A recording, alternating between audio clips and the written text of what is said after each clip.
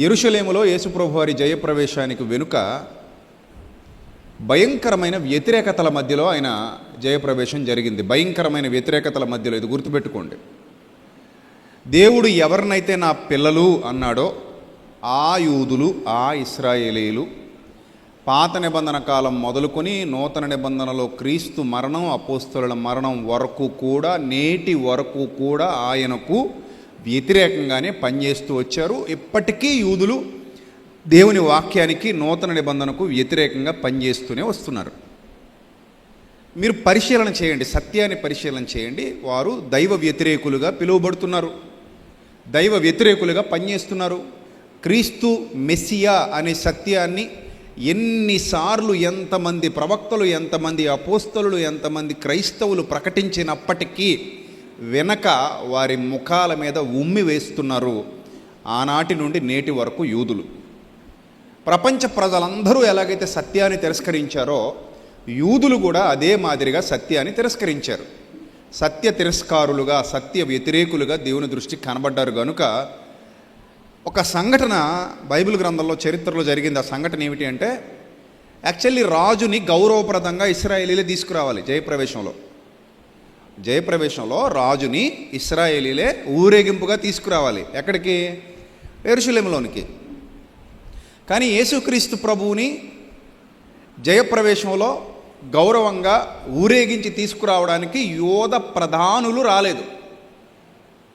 యోధ ప్రధానులు ఎక్కడైనా సరే ఒకటే గుర్తుపెట్టుకోండి, ఒక అధికారి ఉన్నాడు అంటే అందరికీ, ఏదైతే ఆ ప్రాంతం ఉందో ఆ ప్రాంతంలో ఉన్న అధికారి అందరికీ ప్రతినిధిగా కనబడతాడు. ప్రతినిధి రానప్పుడు ప్రజలు ఆమోదించారు అనే ముద్ర పడదు. భారతదేశం అనగానే మొట్టమొదట ఎవరిని చూస్తాం మనం? రాష్ట్రపతి, ప్రధానమంత్రి. భారతదేశానికి ప్రతినిధులుగా ఎవరు కనబడుతున్నారు? రాష్ట్రపతి, ప్రధానమంత్రి. వారు ఇరువురు అంగీకరించలేదు, మిగిలిన ప్రజల్లో కొంతమంది అంగీకరించారు అంటే దాన్ని అధికారికంగా ఒప్పుకోలేరు. అధికారికంగా ఒప్పుకోవాలంటే ఎవరు రావాలి? ఎవరైతే ప్రతినిధులుగా ఉన్నారో వాళ్ళు రావాలి. కానీ ఆ కాలానికి ప్రతినిధులుగా ఉన్నటువంటి యోధ జాతి మత పెద్దలు, ధర్మశాస్త్రం వాళ్ళకే ఇవ్వబడింది, ప్రవచనాలు వాళ్ళే చెప్పారు, ప్రవక్తలు వాళ్ళలో నుండే వచ్చారు, గొప్ప గొప్ప భక్తులు యెరూషలేములో నుండి, అనగా యోధ జాతిలో నుండి పుట్టుకొచ్చారు. చివరికి యేసుక్రీస్తు అనే లోకరక్షకుడు కూడా అదే జాతిలో పుట్టడం మనందరికీ తెలుసు. యోధ జాతిలో, ఏదో ఒక జాతిలో పుట్టాలి. ప్రవచనాత్మకంగా యోధ జాతిలో పుట్టారు. అంత మాత్రాన ఆయన యూదులకు ప్రతినిధి అని కాదు, ఆయన కూడా యూదుడే అని కాదు. యేసుక్రీస్తుని యూదుడు అని నమ్మకూడదు. మనం ఏమని నమ్మాలి? యేసుక్రీస్తుని లోకరక్షకుడు, దైవకుమారుడు, వాక్యమైన దేవుడు, అంతే. అది మనం నమ్మాలి తప్ప యేసు ప్రభు యూదుడు, ఆయన జాతి, ఆ జాతే గొప్పది, అది కాదు మనం నమ్మాల్సింది. అర్థమైందా? ఆయన అందరివాడు. కొందరివాడా? యేసుక్రీస్తు అందరికీ ప్రభువా? కొందరికే ప్రభువా? అందరికీ ప్రభు. ఈ లోతైన జ్ఞానం అర్థం కావాలంటే చరిత్ర, సందర్భాలు, సంఘటనలు, సమస్త గ్రంథంలో వ్రాయబడినటువంటి సద్విషయాలన్నిటినీ క్రోడీకరించి మనం ఒక అవగాహనకు రావాలి. సరే, ఈ మట్టల ఆదివారం అని పిలువబడుతున్నటువంటి ఈ ఆదివారానికి బైబిల్ గ్రంథంలో ఒక విశిష్టమైన చరిత్ర ఉంది. ఆ విశిష్టమైన చరిత్ర ఏమిటి అనేది మనం ఇప్పుడు నేర్చుకుంటాం. జాగ్రత్తగా వినండి, శ్రద్ధగా వినండి. బైబిల్లో ప్రతి వచనం మక్కి ఆలోచన చేస్తేనే మనకు వాస్తవాలు అర్థమవుతాయి. ఏదో ఒక 2 వచనాలు తీసుకుని 2 వచనాలే బైబిల్ అనుకుంటే, ఏనుగుని చూడడానికి వెళ్ళినోడు ఒకడు కాలు పట్టుకుని ఇదే ఏనుగు అన్నట్టు ఉంటుంది, ఒకడు తొండం పట్టుకుని ఇదే ఏనుగు అన్నట్టు ఉంటుంది, ఒకడు తోక పట్టుకుని ఇదే ఏనుగు అన్నాడంట, ఒకడు పన్ను పట్టుకుని ఇదే ఏనుగు అన్నాడంట, ఒకడు చెవి పట్టుకుని ఇదే ఏనుగు అన్నాడంట. అంటే ఇది ఏనుగు అంటే ఏంటి? తొండమా, కాల, పన్న, లేకపోతే చెవ, తోక కాదు, టోటల్ కలిపితేనే అదొక పరిపూర్ణ రూపం వచ్చింది. ఎస్, దిస్ ఈజ్ ఎలిఫెంట్ అని చెప్పొచ్చు. ఒక పరిపూర్ణ రూపాన్ని మనం కలిపి చూసాం. ఇప్పుడు బైబిల్ గ్రంథం కూడా మనకు అర్థం కావాలి అంటే సందర్భాలు, సంఘటనలు, చరిత్ర సమాహారాలన్నీ దగ్గర పెట్టుకొని కొంచెం విజ్ఞతతో, కొంచెం వివేకంతో, కొంచెం దృష్టి పెట్టి చదవాలి. ఏ గ్రంథం అయినా సరే చదవకుండా మనం ఒక మూసలో 2 వచనాలు ఎవరో చెప్తే అవి పట్టుకుని తిరుగుతున్నామంటే మనకి పరిపూర్ణత లేదు అని అర్థం. పరిపూర్ణత లేదని అర్థం కాని వాడు పరిపూర్ణుడిని కూడా వ్యతిరేకిస్తుంటాడు. అది వాళ్ళ దౌర్భాగ్యం. కానీ ఒక పరిపూర్ణుడు ఎప్పుడు పరిపూర్ణుడు అవుతాడంటే సర్వ విషయాలను చక్కగా పరిశీలించి చక్కగా అర్థం చేసుకోవాలి. ఇప్పుడు యేసుక్రీస్తు ప్రభువారి జయప్రవేశం జరగాలి. అది ప్రవచనాత్మకమైన జయప్రవేశం. ఆయన ఇప్పుడు యెరూషలేములోనికి వెళుతున్నారు. ఎలా? రాజుగా తనను తాను ప్రకటించుకుంటూ వెళుతున్నారు. ఐఎమ్ ద కింగ్ అని ప్రకటించుకుంటూ వెళుతున్నారు. వాస్తవానికి రాజులు ఎలా వెళ్తారంటే యెరూషలేములోకి ప్రత్యర్థిని జయించి వీరోచితంగా పోరాడి రక్తపాతాన్ని జరిగించి అనేక మందిని చంపి అప్పుడు వాళ్ళ విజయకేతనాన్ని ఎగురవేసి వాళ్ళ సైన్య సమూహాలను వెంటబెట్టుకుని యెరూషలేములో ప్రవేశిస్తారు. ఐఎమ్ ద కింగ్, నేనే రాజుని అని ప్రకటించుకుంటారు. ఇది వాస్తవంగా జరుగుతున్న విషయం. నేను రాజుని అని ప్రకటించుకోవడానికి ప్రాచీన కాలం నుండి కూడా రాజులందరూ ఆచరించిన విధి విధానాలు ఇవే. ఎలాగా? చంపి సైన్య సమూహాలను వెంటబెట్టుకుని వాళ్ళని గెలిచి ఆ రక్తపాతం మధ్యలో వాళ్ళు వెళ్ళి జయోత్సవాలు చేపించుకొని జయ జయ ధ్వానాలు చేపించుకొని ఐఎమ్ ద కింగ్ అని ప్రకటించుకుంటారు. ఇక్కడ యేసుక్రీస్తు దానికి భిన్నమైన రీతిలో వెళ్ళారు, దానికి భిన్నమైన పద్ధతిలో వెళ్ళారు.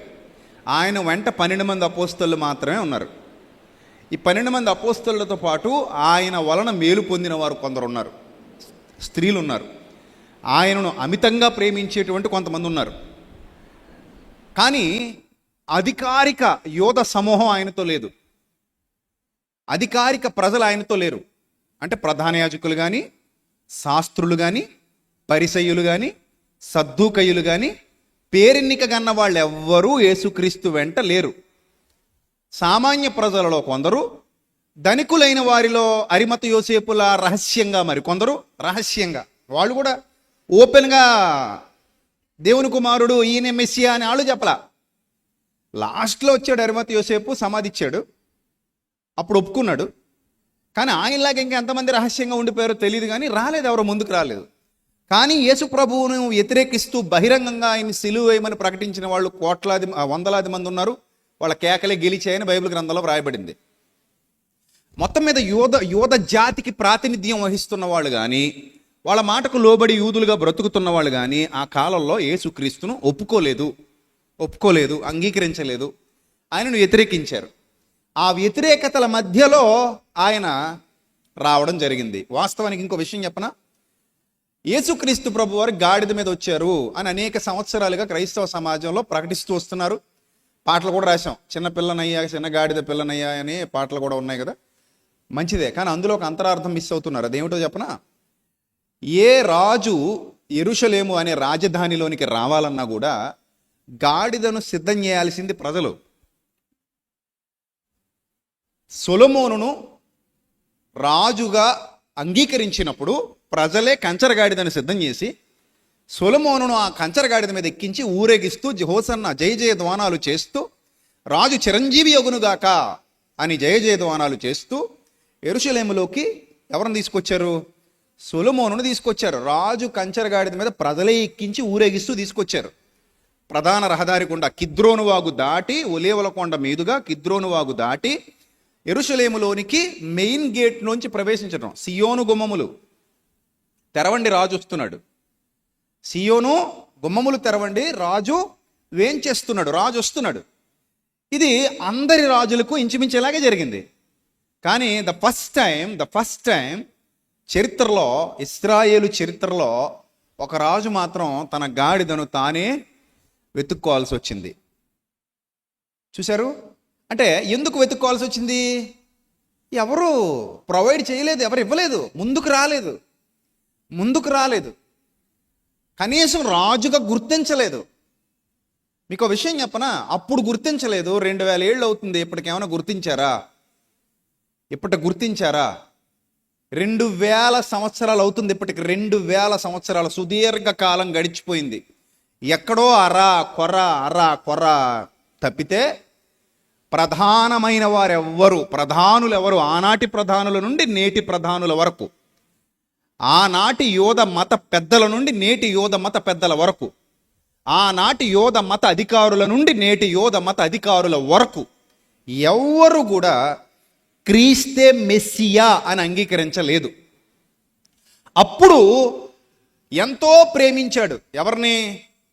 ఇశ్రాయేలీల్ని. దేవుడు మొదట ఎంతో ప్రేమించాడు. అబ్రహామును బట్టి వారు నిబంధన ప్రజలుగా ఎన్నుకొనబడి ప్రేమ చూపించి ప్రేమ చూపించి ప్రేమ చూపించి ప్రవక్తలను పంపించి పెందలకడే లేచి ప్రవక్తలు వచ్చి బోధించి బోధించి బోధించి అలిసిపోయి ఎంత చెప్పినా విననొల్లని చెవిటి పాముల వలె ఉన్నారు అని ప్రభువే వాళ్లను మాట్లాడి డైరెక్ట్గా మళ్ళీ వెనక మాట్లాడడం కాదు, ముఖం మీద మాట్లాడి ఇవన్నీ జరిగాయి. బైబిల్ సరిగా చదవరు కదా కొంతమంది క్రైస్తవులు. వాళ్ళు ఎప్పటికీ నాకు జాలేస్తుంది వాళ్ళని చూస్తుంటే.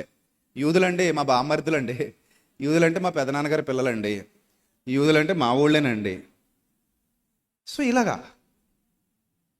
అరే నాయనా, యూదులు కాదురా మీ వాళ్ళు, క్రైస్తవులు మీ వాళ్ళు. ఎవరు? యూదులు క్రైస్తవులైతే మీ వాళ్లే, మీతో పాటు నిత్య జీవానికి రాబోతున్నారు. క్రైస్తవులు జాతి లేదు, యూదుడని గ్రీసు దేశస్థుడని ఏ భేదమును లేదు. యూదుడని గ్రీసు దేశస్థుడని అన్యుడని సితియనుడని ఏ భేదము లేదు. క్రీస్తునందున్న ప్రతి ఒక్కరూ నూతన సృష్టి. ఎవరు సంఘంలో ఉన్నారో వాళ్ళు మీ వాళ్ళు మీతో పాటు నిత్య జీవితంలో అడుగు పెట్టబోతున్నారు. సంఘములో ఉన్నవాళ్ళు. యూదులు మారు మనస్సు పొంది క్రీస్తును రక్షకునిగా అంగీకరించి ప్రధానులు మొదలుకుని పెద్దల వరకు ఒకవేళ మీతో పాటు ఏకీభవిస్తే వాళ్ళు మీ వాళ్ళు మీతో ఏకీభవించట్లా. ఎప్పటికీ యేసు ప్రభువు పేరు చెప్తే ఉమ్మేస్తారు, ఫు అని వస్తారు. మీరు ఇజ్రాయెల్ వెళ్ళి సువార్త ప్రకటించండి. మీకు ఇంకా నా మాటల మీద నమ్మకం కలకపోతే ఇజ్రాయెల్ వెళ్ళి సువార్త ప్రకటించండి. మిమ్మల్ని చూడగానే ముఖం మీద ఉమ్మేసి వెళ్ళిపోతారు, పిల్లలు మొదలుకొని పెద్దల వరకు. పెద్దోళ్ళ మాట పక్కన పెట్టండి, చిన్న పిల్లలు కూడా ఉమ్మేస్తారండి. క్రైస్తవుడు అంటే భూ అంటారు, యేసుక్రీస్తు పేరు చెప్పండి ఉమ్మేసిపోతారు. ఇప్పటికీ అదే జరుగుతుంది. ఇప్పటికీ స్టిల్. ఎప్పటి నుంచిది? ఏనాటి పాత నిబంధన కాలం అప్పటి నుండి ఇప్పటి వరకు 1000 ఏళ్ళు గతించిన దెబ్బ మీద దెబ్బ తగులుతున్న వాళ్ళకి ఇంకా ఏం రాలేదు? మారు మనస్సు రాలేదు. కానీ కొంతమంది అంటారు, రోమాపత్రికలో కొన్ని వచనాలు ఉంటాయి, 10, 11, 12 అధ్యాయాలు, 9 నుంచి 9, 10, 11, ముఖ్యంగా ఈ 3 అధ్యాయాలు. ఈ 3 అధ్యాయాలలో పౌలు గారి వాదన, పౌలు గారి విధానం ఎలా ఉంటుందంటే రోమీలతో మాట్లాడుతున్నాడు. రోమీలంటే ఎవరు? అన్యులైన వారితో మాట్లాడుతూ, అరే నాయన మీరు కంగారు పడకండి, మనం అంటుకట్టబడ్డాం. మనం అంటే అన్యులు, పౌలు గారు కాదు. మీరు అంటుకట్టబడ్డారు. ఎవరితో అంటుకట్టబడ్డారు? దేవుని పిల్లలతో, అబ్రహాము సంతానంతో అంటుకట్టబడ్డారు. ఎలాగా? విశ్వాసమును బట్టి. అబ్రహాము విశ్వాసమును బట్టి మీరు కూడా ఆ విశ్వాసంలో అంటుకట్టబడ్డారు. ఒకప్పుడు అడవి ఒలివ కొమ్మల వలె ఉన్నారు మీరు, ఇప్పుడు ఫలభరితమైన వారితో అంటుకట్టబడ్డారు అని చెబుతూ, అంటే ఆ విశ్వాసాన్ని అనుసరిస్తున్నారు అని చెబుతూ, అదే రోమాపత్రికలో ఒక స్పష్టమైన మాట మాట్లాడతాడు. వాళ్ళు ఏం చేసినా పరలోకం పోతారని చెప్పడు. 23వ వచనం చెప్పండి, 23వ వచనం చదవండి. రోమాపత్రిక 11వ అధ్యాయం 23వ వచనం.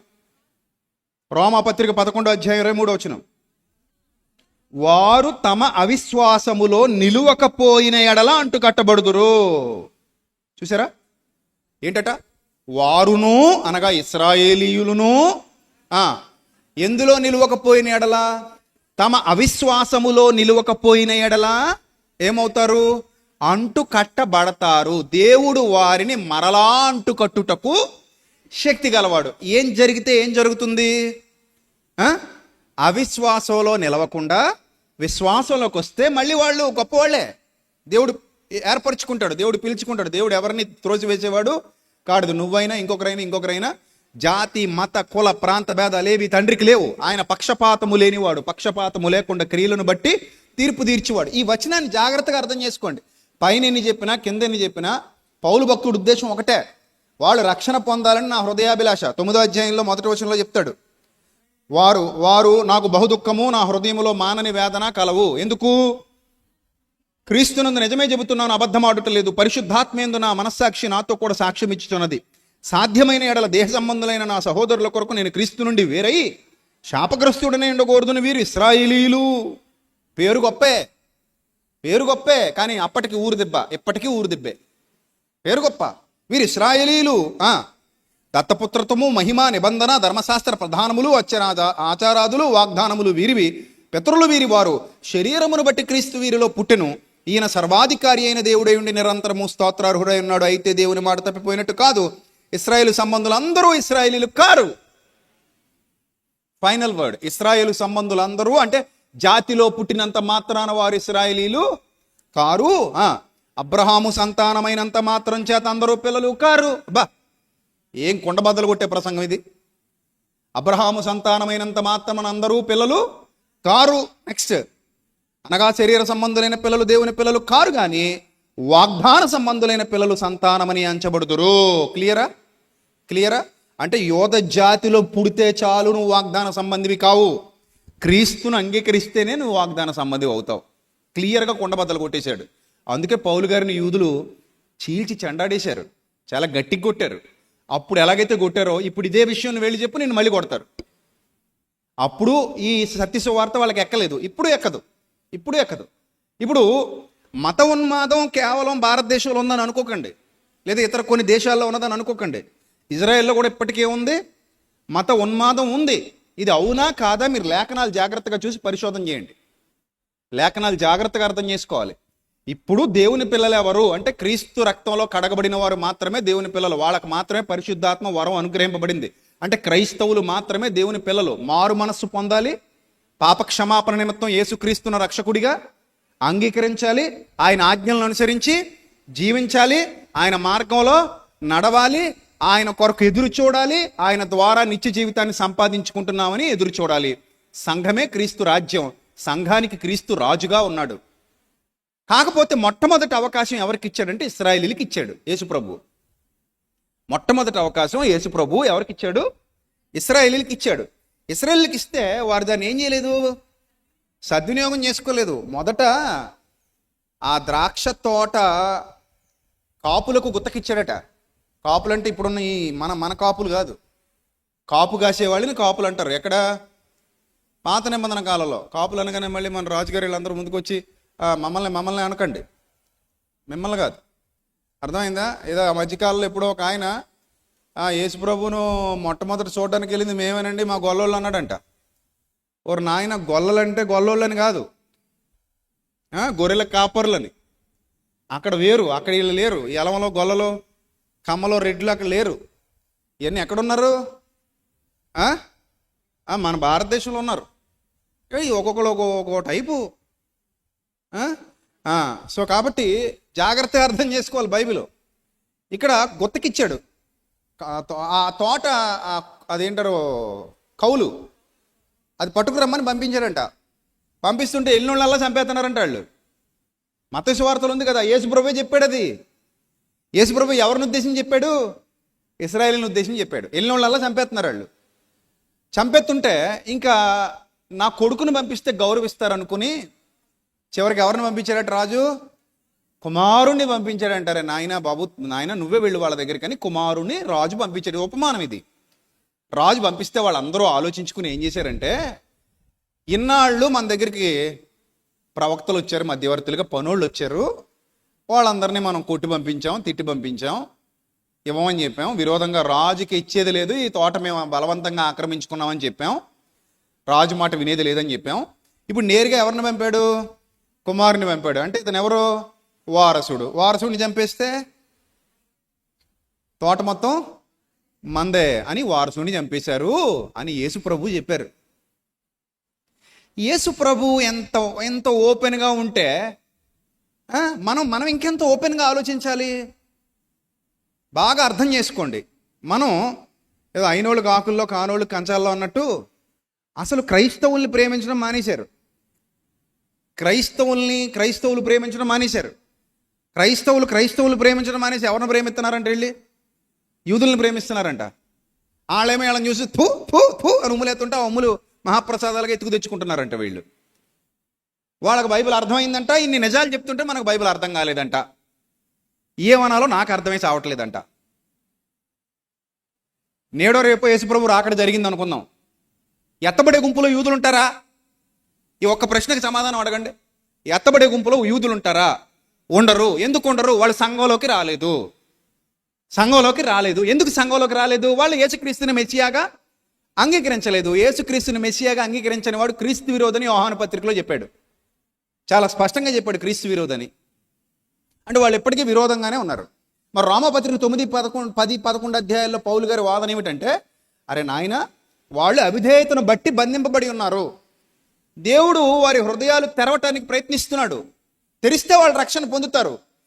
తెరవడానికి వాళ్ళు ఒప్పుకోవట్లేదు, ఎప్పటికీ ఒప్పుకోవట్లేదు. అప్పుడు ఒప్పుకోలేదు. 2000 ఏళ్ళుగా ఎన్నో తరాలు గతించిపోయాయి.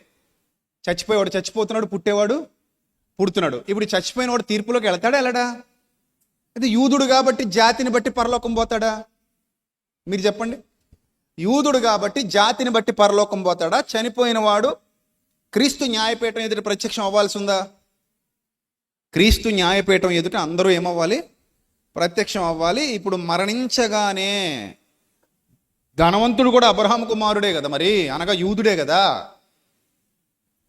అబ్రహాము సంతానమే కదా. కానీ ధనవంతుడు మరి అబ్రహాము సంతానం కాబట్టి పరలోకం పోయాడా? లాజరు అబ్రహాము కుమారుడే, మరి ఎక్కడికి వెళ్ళాడు? పరదేశికి వెళ్ళాడు. కానీ ధనవంతుడు ఎక్కడికి వెళ్ళాడు? పాతాళంలో యాతన పడుతున్నాడు. అంటే దేవుడికి జాతి వివక్ష లేదా జాతి పక్షపాతం లేదు. తప్పు చేస్తే క్రైస్తవుడైనా యూదుడైనా ఒకటే శిక్ష విధిస్తాడు దేవుడు. కానీ ఇక్కడ విషయం ఏమిటంటే, వాళ్ళు మారు మనసు పొందాలని ప్రార్థన చేయాలంటే ఆ వాళ్లే కాదు, అవిశ్వాసులు అందరూ మారు మనసు పొందాలని ప్రార్థన చేయాలి. ఇక్కడ జాతి భేదం లేదు మనకి. మీరు అందరి కోసం ప్రార్థన చేయాలి. ఎవరెవరి కోసం చేయాలి? ప్రపంచ ప్రజలందరి కోసం చేయాలి. యూదుల కోసం ప్రత్యేకంగా చేయడానికి ఏమీ లేదు. ఇంక ఇక్కడ యూదుల కోసం ప్రత్యేకంగా చేయడానికి ఏమీ లేదు. ప్రపంచ ప్రజలందరి కోసం ఏం చేయాలి? ప్రార్థన చేయాలి. అంటే మారు మనస్సు లేని వారందరి కోసం ప్రార్థన చేయాలి. మొదట వాళ్ళకి సువార్తను అందించాలి. సువార్తను అందించిన తర్వాత ప్రార్థన చేయాలి. పరిశుద్ధాత్మ ఎవరిలో లేడో, ఎవరి హృదయాన్ని అయితే యేసుప్రభు తడుతుంటే వాళ్ళు తలుపు తీయలేదో వాళ్ళు అవిశ్వాసులుగానే గుర్తింపబడతారు. యూదులైనా, అన్యులైనా, గ్రీసు దేశస్థులైనా ఎవరైనా సరే. ఈ విషయాన్ని నొక్కి చెప్పినందుకే పౌలు ప్రారంభ శతాబ్దంలో అనేక వ్యతిరేకతలు ఎదుర్కొన్నాడు. పౌలును చాలా దారుణంగా ట్రీట్ చేశారు. పౌలును అసలు భయంకరంగా హింసించారు. ఇక్కడ ఏం చెప్పాడంటే, వాళ్ళు అందరూ పిల్లలు కాదు, అబ్రహాము సంతానం అని చెప్పినంత మాత్రాన వాళ్ళు ఏం గొప్పోళ్ళు కాదు, వాళ్ళు ఏం పిల్లలు కాదు. ఎవరు వాగ్దాన సంబంధులు అవుతారో వాళ్ళు మాత్రమే పిల్లలు. మీకు కూడా చాలాసార్లు చెప్పాను, నేను క్రైస్తవుణ్ణి అని చెప్పుకుంటారు. నీ కొడుకు లేదా నీ కూతురు క్రైస్తవులు అని చెప్పడానికి అర్హత ఉందా? నీ కడుపును పుట్టిన వెంటనే ఉందా? బైబిల్ టెర్మినాలజీ ప్రకారంగా లేదు, అంటే నూతన నిబంధన ప్రకారంగా లేదు. మరి ఎప్పుడు వాళ్ళు క్రైస్తవులు అవుతారు? నీ బిడ్డలు నీ విశ్వాసాన్ని వాళ్ళు కూడా అనుసరిస్తే వాళ్ళు ఏమవుతారు? క్రైస్తవులు అవుతారు. బాగా అర్థం చేసుకోండి. నేను క్రైస్తవుణ్ణి, నా బిడ్డలు కూడా నా విశ్వాసంలో అడుగు పెడితే వాళ్ళు క్రైస్తవులు అవుతారు. నేను ఎప్పుడు గర్వంగా చెప్పుకుంటాను. ఎంత గర్వంగా అంటే, క్రైస్తవుడనైనందుకు నేను చాలా సంతోషిస్తాను. ఎందుకు? నేను నమ్ముకున్న ప్రభు పరిశుద్ధుడు. నేను ఆయన చూసినప్పుడు, నువ్వు నాలాంటోడివే, నువ్వు నాలాగే పాపాలు చేసావు, నువ్వు నాలాగే అపవిత్ర కార్యాలు చేసావు, నువ్వు నాలాగే అవిధేయత స్థితిలో బతికావు అని నేను అనలేను ఆయన్ని. అలాంటి ప్రభువును కాదు నేను నమ్ముకున్నది. నా ప్రభువు ప్రభువులకు ప్రభువు, నా ప్రభువు రాజులకు రాజు, నా ప్రభువు ఘనుడైన దేవుడు. కారణం, ఆయనలో అపవిత్రత కానీ, అపరిశుద్ధత కానీ, అజ్ఞానం కానీ, అవివేకం కానీ, మూర్ఖత్వం కానీ, ఇతరులకు కీడు చేయాలనే తలంపు కానీ నా ప్రభువులో లేవు. అందుకే విజయప్రసాద్ రెడ్డి అనే నేను ప్రభువును నమ్ముకున్నందుకు చాలా గర్వంగా ఫీల్ అవుతున్నాను. గర్వంగా రొమ్మిరించుకొని చెప్తున్నాను, మై లార్డ్ జీసస్ క్రైస్ట్ అని చెప్తాను. చాలా గర్వంగా ఉప్పొంగే మనసుతో చెప్తాను. కారణం, నేను నమ్ముకున్న వానిలో పవిత్రత తప్ప అపవిత్రత లేదు. ఆయన పవిత్రుడు, పరిశుద్ధుడు, నిర్దోషి, నిష్కల్మషుడు, పాపులలో చేరక ప్రత్యేకముగా ఉన్నవాడు. అందుకు నేను ప్రభువుని నమ్ముకున్నాను. అందుకు నేను ప్రభువుని గురించి గర్వంగా బోధిస్తున్నాను, గర్వంగా చెప్పుకుంటున్నాను. ఇప్పుడు ఇంత గొప్ప ప్రభువుని నేను అంగీకరించినట్టుగా ఎవరినైతే ప్రేమించి వాళ్ళ మధ్యలోకి వచ్చి మొదట వాళ్ళకే సువార్త ప్రకటించి, మొదట వాళ్ళకే అన్నీ చేసి, మొదట వాళ్ళకే వాగ్దానాలు ఇచ్చి, మొదట వాళ్ళకే నిబంధనలు ఇచ్చి, మొదట వాళ్ళకే ప్రేమను పంచి, వాళ్ళలో ఉన్న పితరుల్ని ఎన్నుకొని వాళ్ళ మధ్యలో తిరిగి నడయాడినా కూడా యేసుప్రభుని వాళ్ళు రాజుగా గుర్తించారా? గుర్తించలేదు. సంవత్సరాలు గతించిపోయాయి. 2000, 1900, 1800, 1700, 1600, 1500, 1400, 1300, 1200, 1100, 1000, 900, 800, 700, 600, 500, 400, 300, 200, 100 నేడు 2000 ఏళ్ల నుండి ఇన్ని వందల సంవత్సరాలు కిందికి తరాలు గడుస్తూ వస్తున్నా కూడా 39 పుస్తకాలనే ఆ ఓల్డ్ డాక్యుమెంట్నే దగ్గర పెట్టుకున్నారు తప్ప 27 పుస్తకాలైన న్యూ డాక్యుమెంట్ని దానికి జత చేయలేదు వాళ్ళు. ఇప్పటికీ యూదుల దగ్గర ఏ పుస్తకాలు ఉంటాయి? కేవలం పాత నిబంధనలోని 39 పుస్తకాలు మాత్రమే ఉంటాయి. మనం పట్టుకున్న బైబిల్ గ్రంథంలో సంపూర్ణ బైబిల్ 27 పుస్తకాలు వాళ్ళ జత చేసుకున్నారా అంటే అసలు వాళ్ళ దగ్గర ఉండనే ఉండదు. వాళ్ళు చదవరు. మనం చూపించాను కదా, క్రీస్తు గురించి ప్రకటిస్తే దవడమే కొడతారు, లేదా నువ్వు కనబడ్డావంటే తూ అని ఉమ్మేసి వెళ్తారు. ఇది ఒక్కటే వాళ్ళకు వచ్చు. ఇప్పుడు దేవుడు క్రీస్తును ప్రేమించని వాణ్ణి క్షమించి దగ్గర తీసుకుంటాడా? ఒకడు నన్ను ప్రేమించిన ఎడల నా తండ్రి కూడా వానిని ప్రేమించును. ఒకడు నన్ను ప్రేమించని ఎడల నా తండ్రి వానిని ప్రేమించాడు. ఎవడైనను నా ద్వారానే తండ్రి వద్దకు రావాలి. నేను తప్ప వేరొక మార్గం లేదు. నేనే మార్గము, నేనే సత్యము, నేనే జీవము. ఇప్పుడు యూదులు ఏమంటారంటే, మేము తండ్రిని డైరెక్ట్గా ప్రేమిస్తాం, ఆయన పంపిన కుమారుడైన నిన్ను మాత్రం అసహించుకుంటాం. ఏం చేస్తాం? అసహించుకుంటాం. నువ్వంటే మాకు చిరాకు, నువ్వంటే మాకు అసహ్యం, నువ్వు మాకు అసలు నచ్చదు. కానీ మేము డైరెక్ట్ ఎవరిని ప్రేమిస్తాం? తండ్రిని ప్రేమిస్తాం. డైరెక్ట్ మేము తండ్రితో కాంటాక్ట్ అవుతాం, నువ్వు మాకు వద్దు. ఇది యూదుల వాదన. ఎన్ని సంవత్సరాలుగా? యేసుక్రీస్తు కన్య మరియ గర్భాన జన్మించిన నాట నుండి, యేసుక్రీస్తు మరణించి తిరిగి పరలోకానికి వెళ్ళి అపోస్తలులకు సువార్త భారం అప్పగించిన నాట నుండి, అపోస్తలులు అనేక శ్రమలు అనుభవించి యూదుల చేత దెబ్బలు తింటూ, యూదుల వలన హింసలు ఎదుర్కొంటూ, స్వజాతీయుల వలన బాధలు అనుభవిస్తూ సువార్త ప్రకటించి ప్రకటన గ్రంథం సంపూర్ణమై నేటికి రాజ్య సువార్త ప్రపంచమంతా విస్తరించినప్పటికీ యేసుక్రీస్తు అంటే తరతరాలుగా వాళ్ళకి అసహ్యం. వాళ్ళలో ఇప్పటి వరకు పరలోకం పోయిన వాళ్ళ సంఖ్య ఎంత అంటే చాలా తక్కువ. ఎందుకంటే వాళ్ళలో క్రీస్తుని అంగీకరించే వాళ్ళు చాలా తక్కువ. ఎందుకంటే పాత నిబంధన ప్రభావమే వాళ్ళ మీద ఎక్కువ ఉంది. ఎంత ఎక్కువ ఉన్నప్పుడు అందులో ఉన్న సత్యాన్ని అర్థం చేసుకున్నారంటే అర్థం చేసుకోవాలి. జకరియా గ్రంథం 9వ అధ్యాయం 9వ వచనం. జకరియా గ్రంథం 9వ అధ్యాయం 9వ వచనం.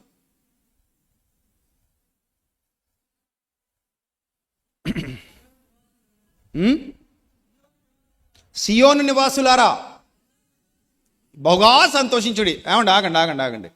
జకరియా గారు ప్రవచిస్తున్నాడు. ఏమని ప్రవచిస్తున్నాడు? సియోను నివాసులారా మీరు ఏం చేయండి? బహుగా సంతోషించండి. కానీ సియోను నివాసులు అందరూ సంతోషించరు. ఎందుకంటే వాళ్ళు యేసుక్రీస్తుని ద్వేషిస్తున్నారు, అందుకే పంపలేదు. ఇప్పుడు పెళ్లి కొడుకు వస్తున్నాడండి, పెళ్లి కూతురోళ్ళు కారు పంపరా? బయటకు కూడా రాలేదనుకోండి, పెళ్లి కూతురు లోపలే ఉంది, అత్తగారు లోపలే ఉంది, మామగారు లోపలే ఉన్నాడు, గడపదాడు బయటకు రావట్లా. పెళ్లి కొడుకు వచ్చాడని చెప్తా, వస్తారా అని అన్నారు. అలా కాదండి, పెళ్లి కొడుకు వచ్చాడని, వచ్చాడు ఏడిచాడు. ఇప్పుడు ఏంటి అంత విషయం ఏముంది, మాకు చెప్పకు, మేము పనిలో ఉన్నాం, వస్తే ఉండమన్నా బయట ఊరేగమని ఆడనే ఊరేగమని అన్నారు అనుకో, అసలు ఎలా ఉంటుంది మీకు? బాగుంటుందా? పెళ్లి కూతురు వచ్చిందండి, ఎక్కడ వచ్చింది? ఊరి పొలిమేరల దగ్గర నుంచి బాజా భజంత్రీలతో, మేళ తాళాలతో, కార్లు అవి ఇవి పెట్టి అడావిడిగా తీసుకొస్తారు పెళ్లి కూతురుని కదా, అవునా? ఈ మధ్య అయితే పల్లకీలు మళ్ళీ పాత మోడల్ మొదలెట్టారు, గుర్రబళ్ళు తెచ్చారు, రథాలు తెచ్చారు, మొత్తం మంది ఊరేగెత్తున్నారు కదా.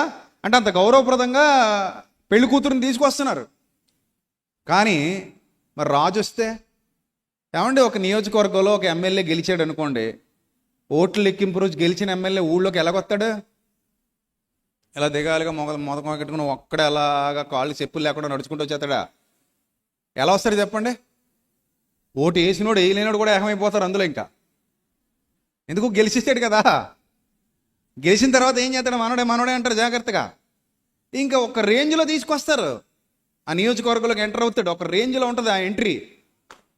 ఎందుకంటే ఎమ్మెల్యే. ఏమండి, పరలోకం నుంచి రాజు వచ్చాడు, రాజు వస్తున్నాడని జకరియా ప్రవచిస్తున్నాడు. ఎప్పుడు ప్రవచించాడు అనుకుంటున్నాడు? క్రీస్తుకు పూర్వం 500 సంవత్సరాల ముందు ప్రవచించాడండి జకరియా. అప్పుడిప్పుడు కాదు, 500 సంవత్సరాల ముందు ఇంచుమించు జకరియా అని ఆయన హగ్గయి సమకాలికుడు. ఈ హగ్గయి జకరియా ఇద్దరి పరిచర్య వలనే ఆలయం పునర్నిర్మాణం చేశారు. ఆలయ పునర్నిర్మాణానికి చరిత్ర తెలియాలి, మనకి చరిత్ర అర్థం కావాలి. ఆలయ పునర్నిర్మాణానికి మొదటి దేవాలయం కూలిపోయిన తర్వాత రెండో దేవాలయం మరలా తిరిగి కట్టడానికి ఆలయ పునర్నిర్మాణానికి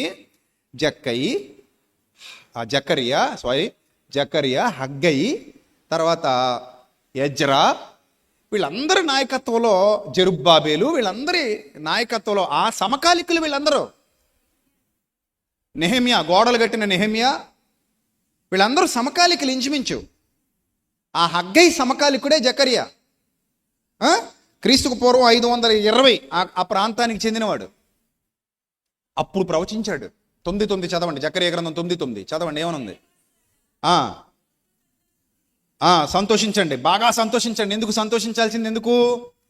యెరూషలేము నివాసులారా ఉల్లాసంగా ఉండండి. నీ రాజు నీతిపరుడు, రక్షణ గలవాడు, దీనుడై అండర్లైన్ దట్ వర్డ్. ఏమై? శూరుడై, వీరుడై, కత్తి చేత పట్టుకుని, తలకాయలు చేత్తో పట్టుకుని, 1000 మంది శత్రు శవాలను ముందేసుకుని వాటి మీద నడుస్తూ వస్తున్నాడు. ఈ చెత్త విధానంలో రాయలేదు, చాలా స్పష్టంగా చెప్పేశాడు. వస్తాడు రాజు, కానీ రాజు మీరు అనుకున్నట్టుగా ఉండడు. రాజు వస్తాడు, నా రాజ్యం ఈ లోక సంబంధమైనది కాదు. నేను బైబిల్ బాగా చదువుకుని బోధలోకి వచ్చాను. ఇంత సత్యం ప్రకటిస్తున్నావా? మనవారం కూడా ప్రకటించావా? కొంతమంది అజ్ఞానులు వస్తారు, నీకు బైబిల్ తెలీదు, నువ్వు బైబిల్ మళ్ళీ చదవాలి, నువ్వు అబద్ధ బోధకుడివి, నీకు జ్ఞానం లేదు. ఇది ఎలా ఉంది బైబిల్లో? యూదులు మా అమ్మమ్మ బిడ్డలు, యూదులు మా తాతగారి మేనల్లుళ్ళు, మేము వాళ్ళు కలిసిమెలిసి ఐక్యంగా ఉన్నాం, మేము అందరం కలిసి పరలోకి వెళ్తాం. సిగ్గులేని ప్రజలు. వాళ్ళని చూస్తే నాకు జాలేస్తుంది. యూదుల కోసం ప్రార్థన చేయండి. ఏమని చేయాలి? మారు మనసు పొందమని చేయాలి. యెరూషలేము క్షేమం కోసం ప్రార్థన చేయమన్న వచనం కాదు ఇప్పుడు కావాల్సింది. యెరూషలేము నాశనం కాకుండా వాళ్లకు మారు మనస్సు రావాలని చేయాలి ప్రార్థన చేస్తే. అలాగే యెరూషలేము ఒకటే కాదు, Africa, America, Antarctica, Russia, China, Japan, even India, Pakistan, Afghanistan, Iran, Iraq, Kuwait, Abu Dhabi, ఎక్కడ సౌదీ, అన్ని ప్రాంతాలకు రక్షణ సువార్త అందాలి. వారు పాపాన్ని విడిచిపెట్టాలి, మారు మనసు పొందాలి. ఉగ్రత దినాన దేవుని యొక్క తీర్పులో నుండి తప్పించుకోవాలి. వాళ్ళు తమ పాపాలకు చరమగీతం పాడుకొని పవిత్రత వైపు అడుగులు వేయాలి. సర్వలోక రక్షకుడైన క్రీస్తు ద్వారా పాపక్షమాపణ పొందాలి. ఇది కదా చేయాల్సిన ప్రార్థన. లేదండి యెరూషలేము క్షేమంగా ఉండాలండి. ఏమి క్షేమరా నాయన? దావీదు కాలంలో రాయబడింది అది. దావీదు చెప్పాడప్పుడు. అప్పటికి ఇంకా భక్తులు ఉన్నారు, నిబంధనను అనుసరిస్తున్నారు. ఇంకా మొదటి దేవాలయం కూడా అప్పటికి ఇంకా కట్టబడలేదు, వాళ్ళు ఇంకా చెరలోకి వెళ్ళలేదు. అప్పుడు చెప్పాడు యెరూషలేము క్షేమం కోసం ప్రార్థన చేయండి అని. ఇప్పుడు క్షేమం కోసం కాదు ప్రార్థన చేయాల్సింది, మారు మనసు కోసం చేయ ప్రార్థన. అది వదిలేసి ఇంకా క్షేమం కోసమే ప్రార్థన చేస్తాను, వాళ్ళు యుద్ధాలు చేస్తే మేము సపోర్ట్ చేస్తాం, వాళ్ళ పిల్లల్ని చంపేస్తుంటే మేము సపోర్ట్. ఎవడు యుద్ధం చేసినా తప్పే. అమెరికా చేసినా తప్పే, ఇజ్రాయెల్ చేసినా తప్పే, పాలస్తీనా చేసినా తప్పే, పాకిస్తాన్ చేసినా తప్పే. ఎందుకు యుద్ధం? స్వార్థపరులుగా యుద్ధం చేసుకుంటున్నారు. నష్టం ఏమైనా వచ్చి యుద్ధం చేసుకుంటారు. ఇప్పుడు వాళ్ళు ఏమైనా వీళ్ళ మీదకి దండెత్తి రాజ్యాన్ని ఆక్రమించుకోవడానికి వస్తే అప్పుడు సేఫ్ మోడ్లో ఉండాలి కాబట్టి సెల్ఫ్ డిఫెన్స్ కోసం యుద్ధం చేశారంటే ఒక అర్థం ఉంది. అది ఓకే. ఇప్పుడు ఎవడో నన్ను కొట్టడానికి వచ్చాడు, నా పిల్లలు ఉన్నారు, నా కుటుంబం ఉంది, వాళ్ళు నా మీద అటాక్ చేస్తున్నారు, దాడి చేస్తున్నారు, నేను వ్యతిరేకిస్తాను, వాళ్ళతో పోరాడతాను.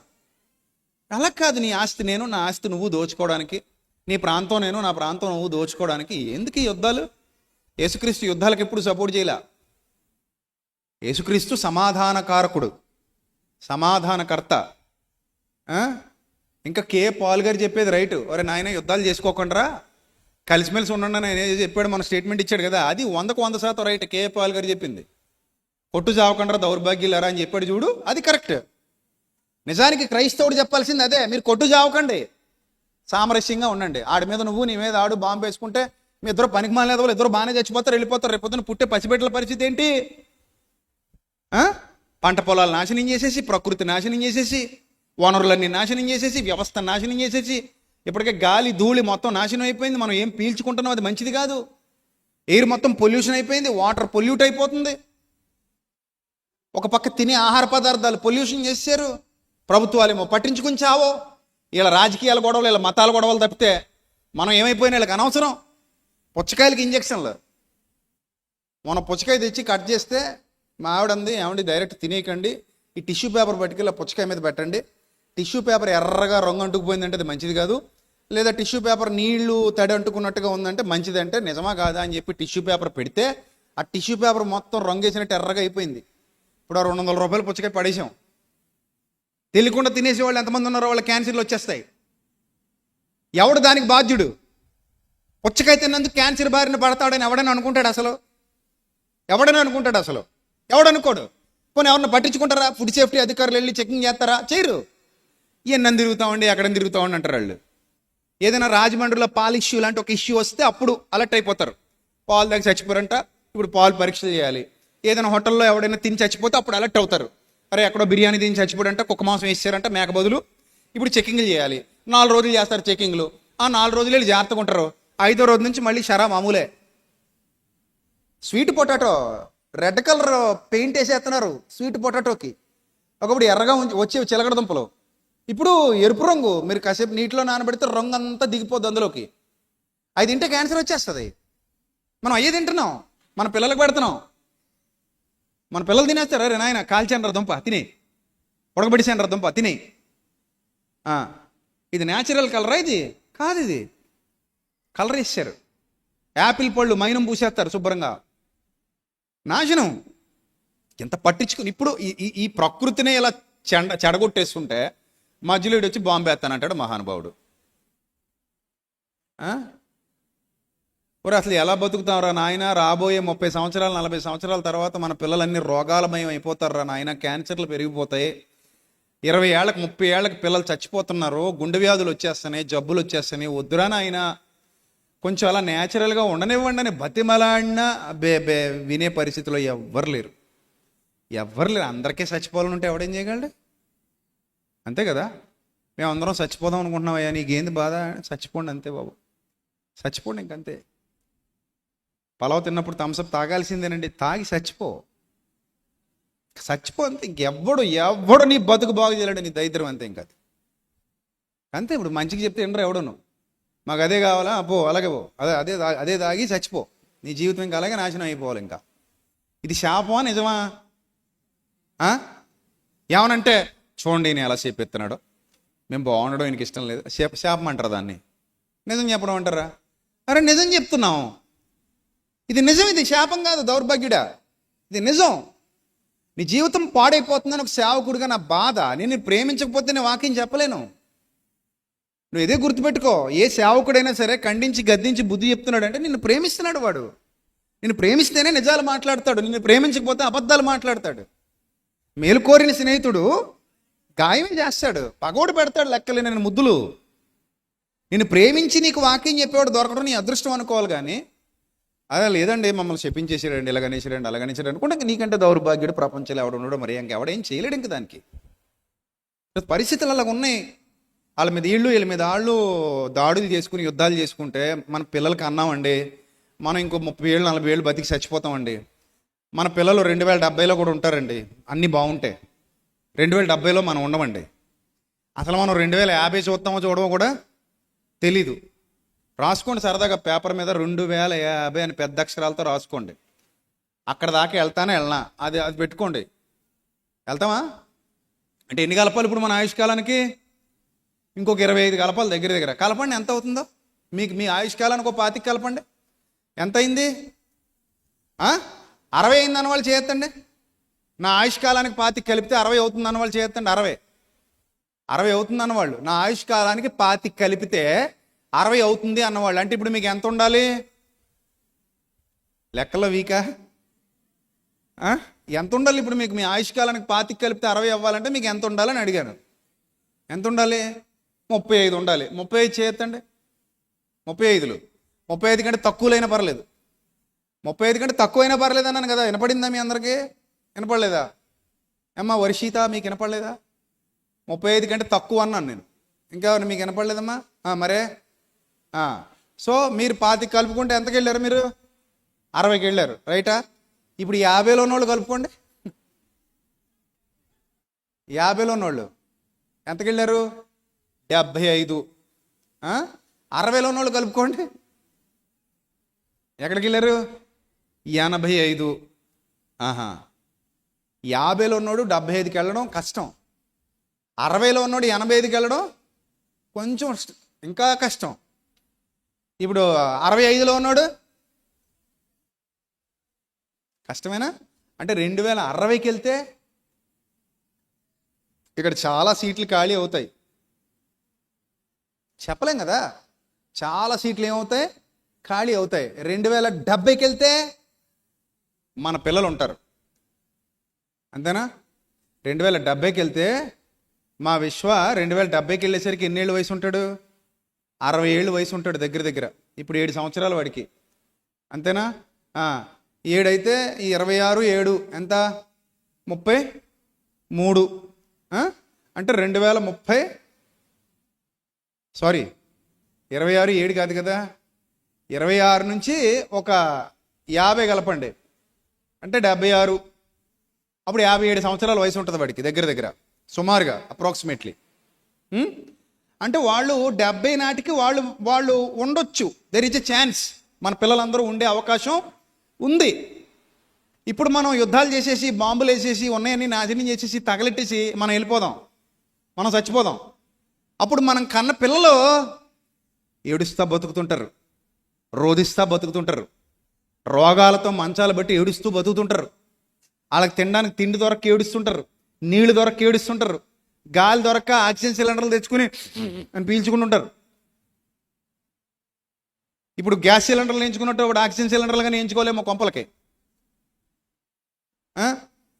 ఇప్పుడు ఉన్న గ్యాస్ మీద బాంబులు వేసేస్తే ఇప్పటికే గ్యాసులో మళ్ళీ పుల్లపోయి పెట్టుకోవడం అని చెప్పుకుంటున్నారు చక్కగా. కిరసనాయలు ఇస్తాం బాబయ్య, మళ్ళీ పొగ్గొట్టాలు కొనుక్కోండి ఫుఫ్ అని ఊదుకుంటూ శుభ్రంగా ఎక్కడెక్కడైనా పేడకడ ఉందేమో ఎత్తుక్కుంటూ రోడ్డు మీద తిరిగి ఆ చక్క తెచ్చుకొని పిడకలు చేసుకుని ముద్దలు చుట్టుకొని మీరు, మీ అమ్మాయి, మీ సాఫ్ట్వేర్ అమ్మాయి, మీ సాఫ్ట్వేర్ అబ్బాయి కాసేపు హార్డ్వేర్ పనులు చేయండి. మరి తప్పదు, అస్తమానం సాఫ్ట్వేర్ అంటే కుదరదు. కాసేపు ఆవులు వెనక గేదెలు వెనక పేడకళ్ళు కోసం తిరగాలి. మీరు మళ్ళీ పాత రోజులకి వెళ్ళాలి. అవి తెచ్చుకొని ఆ బట్టీల దగ్గరికి వెళ్ళి ఒక పొట్టు తెచ్చుకొని చక్కగా ముద్దలు చుట్టుకొని ఎక్కడైనా గోళ్ళు, మరి ఆల్టెక్ గోళ్ళు ఉన్నా తప్పదు వేసేసుకోండి. మరి ఏం చేస్తారు? మరి ఆ గోళ్ళకి మీరు చేసుకొని ఆ వారం రోజులు ఎండగాసిన తర్వాత మళ్ళీ ఇప్పుకొని ఆ తర్వాత చక్కగా ఇరుచుకొని ఒక గూడు తయారు చేసుకోండి. ఆ గూట్లో దాచుకోండి, పైన పూర్వంలాగే దాచుకొని చక్కగా 10 పిడకలు, ఎవరే చిన్నోడా 10 పిడకలు ఎట్టరా నాయన అని చెప్పి మీ అమ్మ పిలిస్తే ఇలా 10 పిడకలు తెచ్చి ఇస్తుంటే శుభ్రం వంట చేస్తుంటారు పొలాలు కొట్టుకొని కదా. వ్యవస్థను నాశనం చేసేసి మనం ఏం సంతోషంగా ఉంటాం? మన పిల్లలకి ఇదేనా మనం ఇచ్చేది? ఇదేనా మనం ఇచ్చేది? నిత్యం యుద్ధాలేనా? నిత్యం గొడవలేనా? కాదు. అందుకే యేసు ప్రభువు సమాధాన సంబంధమైన రాజుగా వచ్చాడు ఈ లోకానికి. యుద్ధాలు చేసే రాజు కాదు యేసుక్రీస్తు, కత్తి పట్టుకున్న రాజు కాదు, కర్ర పట్టుకున్న రాజు కాదు. ఆయన ప్రేమతో వచ్చాడు ఈ లోకానికి. ఆయన ప్రేమను పంచడానికి వచ్చాడు ఈ లోకానికి. ఆయన సమాధాన సువార్తను చేతబట్టుకుని వచ్చాడు ఆయన. అందుకే మొన్నవారం కూడా చెప్పాను, నా ప్రసంగం బిట్లు వింటే అర్థం కాదు, పూర్తిగా వినండి. ఆ గంట వినండి, అర్థం అవుద్ది. ఏదో కొంచెం మొక్కలు వినేస్తే మీకు అర్థమయ్యేది కాదు. చదవండి జకర్యా 9:9 మరోసారి చదవండి. సియోను నివాసులారా బహుగా సంతోషించుడి, యెరూషలేము నివాసులారా ఉల్లాసంగా ఉండండి. నీ రాజు నీతిపరుడు, రక్షణ గలవాడు, దీనుడై గాడిదను గాడిద పిల్లను ఎక్కి నీ వద్దకు వచ్చుచున్నాడు. చాలదా? 500 ఏళ్ల క్రిందట జకర్యా అనే ఒక ప్రవక్త చక్కటి ప్రవచనాన్ని చెప్పాడు. రాజు రాబోతున్నాడు, ఇది ఈ రీతిగా వస్తాడు. వచ్చాడా రాలేదా? చూడండి మత్తయి సువార్త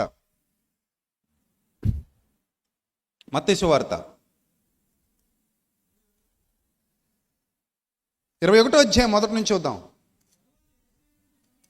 తర్వాత యెరూషలేమునకు సమీపించి ఒలీవ చెట్ల కొండ దగ్గర ఉన్న బేత్పగేకు వచ్చినప్పుడు యేసు తన శిష్యులలో 2 చూచి, మీ ఎదుట ఉన్న గ్రామంలోనికి వెళ్ళండి. వెళ్ళగానే కట్టబడి ఉన్న గాడిద, దానితో కూడా ఒక గాడిద పిల్ల మీకు కనబడుతుంది. వాటిని విప్పి నా ఎదుగు తోలుకొని రండి. ఎవడైనా మీతో ఏమైనా అనిన ఎడల అవి ప్రభువునకు కావలసి ఉన్నవని చెప్పవలను. అంటే రాజు అడిగితే ఏమని ఇచ్చేయాలి, అది చెప్పండి. వెంటనే అతడు వాటిని తోలిపెట్టునని చెప్పి వారిని పంపాను. ప్రవక్తల వలన చెప్పబడినది నెరవేరునట్లు ఇది జరిగిన అదేమనగా అని జకరియా 9:9 అక్కడ కోట్ చేశాడు. ఏమన్నాడు అక్కడ? ఇదిగో నీ రాజు సాత్వికుడై గాడిదను భారవాహక పశువు పిల్లైన చిన్న గాడిదను ఎక్కి నీ వద్దకు వచ్చి ఉన్నాడని సియోను కుమారితో చెప్పండి. సియోను గుమ్మం ద్వారా ఇప్పుడు లోపలికి వెళ్ళబోతున్నాడు. దావీదు గుమ్మం, అది దావీదు కోటకు దగ్గరగా ఉన్న గుమ్మం, సియోను కోట, సియోను గుమ్మం. ఆ గుమ్మం గుండా రాజు లోపలికి వెళ్ళబోతున్నాడు, ఎందుకంటే దావీదు కుమారుడిగా ఎంచబడ్డాడు.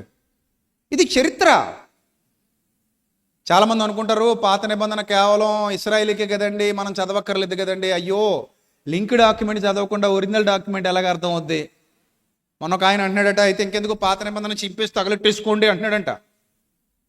అడివి మూర్ఖులు, చెప్పేది అర్థం కాదు వీళ్ళకి, జ్ఞానం అర్థం కాదు.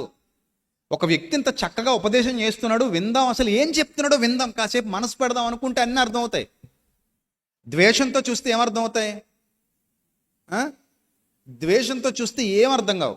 నాకు నచ్చదు అని ముందే డిసైడ్ అయిపోయినప్పుడు నీకు ఎప్పటికీ నచ్చదు. ఇంకా ఏముందో చూద్దాం, ముందే ఎందుకు నచ్చదని చెప్పేయడం, ముందు రుచి చూచి అప్పుడు తెలుసుకుందాం అనుకున్నప్పుడు నచ్చుతుంది.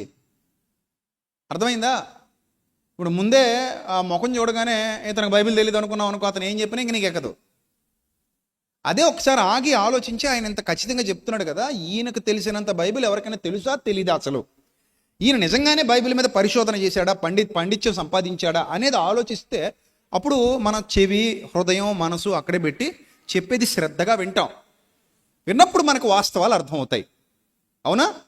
రైట్. ఇప్పుడు చూడండి ఏం రాయబడింది అక్కడ. జకరియా ఏదైతే చెప్పాడో అదే జరుగుతుంది. నీ రాజు సాత్వికుడై గాడిదను భారవాహక పశువు పిల్లైన చిన్న గాడిదను ఎక్కి నీ వద్దకు వచ్చున్నాడు, సియోను కుమారితో చెప్పుడనున్నది. శిష్యులు వెళ్ళి తమకు ఆజ్ఞాపించిన ప్రకారం చేశారు. ఆ గాడిదను దాని పిల్లను తోలుకొచ్చి వాటి మీద తమ బట్టలు వేయగా ఇదేంటి? ఈ ఆచారం ఎక్కడిది? మంది కాదు, ప్రపంచ దేశాల్లో ఎవరిది కాదు. మరి ఎవరిది ఆచారం? యూదుల్ది. ఏమండి, మనకు ఒక ఆచారం ఉందనుకోండి, ఆ ఆచారం ప్రకారంగా ఎవరైనా చేస్తున్నారనుకోండి, అది వెంటనే మనకు అర్థమైపోవాలి కదా. అర్థమైపోవాలా వద్దా? ఇప్పుడు ఒక అబ్బాయిని పట్టుబట్టలతో అలంకరించి చక్కగా బొట్టు పెట్టి బొగ్గు చుక్క పెట్టి కారు ఎక్కించి తీసుకొస్తున్నారు. మీరు వెంటనే ఏమని చెప్తారు? పెళ్ళికొడుకు అంటారు. ఎలా చెప్పారు పెళ్ళికొడుకని? మన ప్రాంత ఆచారం అదే కదా. మన ప్రాంత ఆచారం పెళ్ళికొడుకు అలాగ వస్తాడు, పెళ్లి కూతురని కూడా టక్కని చెప్పేస్తారు. ఎలా చెప్పేశారు పెళ్లి కూతురని? మామూలుగా అయితే సూపర్ ఫాస్ట్ ఎక్స్ప్రెస్లా పడిగడేద్ది. పెళ్లి కూతురు అనగానే ఎలా నడుస్తుంది? పెట్రోల్ అయిపోయిన బండిలా తోసుకుని రావాలి. మనకు అర్థమైపోయింది, ఓ పెళ్లి కూతురు, నో డౌట్. కాళ్ళు ఏమైనా ఆనిక్కాయలు వేసా అని అడగడు ఎవరను. ఎందుకంటే ఆనిక్కాయలు ఉన్నట్టు నడుస్తారు ఇప్పుడు వాళ్ళు. అలా నడాలి, లేకపోతే లోకం ఒప్పుకోదు. స్టైల్గా ఎలా నడుచుకుంటూ వచ్చిందనుకో, ఏమను అసలు ఎవరమ్మను, అసలు పెళ్లి కూతురువేనా నువ్వు, అసలు ఎలా నడుతా అంటారు. అందుకని మెల్లిగా ఇలా తలని చేసుకుని ఏమి ఎరగనట్టు ఇలా నడుచుకుంటూ వస్తారు. చూడగానే పెళ్లి కూతురు అండి, బాగుంది, పెళ్లి కూతురు వచ్చింది అని చెప్తారు. ఇప్పుడు అదే పద్ధతిలో వాళ్ళకి అర్థం కావాలి కాబట్టి బట్టలు పరిచి గాడిదని ఎక్కించి ఆయన్ని కూర్చోబెట్టి తీసుకొస్తుంటే జకరియా గారి ప్రవచనం నెరవేరుతోంది. డిఫరెంట్ కైండ్ ఆఫ్ జోనర్లో ఒక రాజు వస్తున్నాడు. సాత్వికుడు, దీనుడు, నీతిపరుడు, ఒక రాజు, సమాధానకర్త అయిన రాజు ఎంటర్ అవుతున్నాడు. ఎంట్రీ ఇస్తున్నాడు, జయప్రవేశం. ఎక్కడికి? యెరూషలేములోకి. కానీ వాళ్ళు దాన్ని పాజిటివ్గా తీసుకోలేదు. చూడండి, చదవండి ఇప్పుడు. ఆయన ఆయన ఆయన ఆయన తమ బట్టలు వేయగా ఆయన బట్టల మీద కూర్చుండెను. జనసమూహములలో అనేకులు తమ బట్టలు దారి పొడుగున పరిచిరి. ఇది రాజుకిచ్చే గౌరవం. ఇది రాజుకిచ్చే గౌరవం.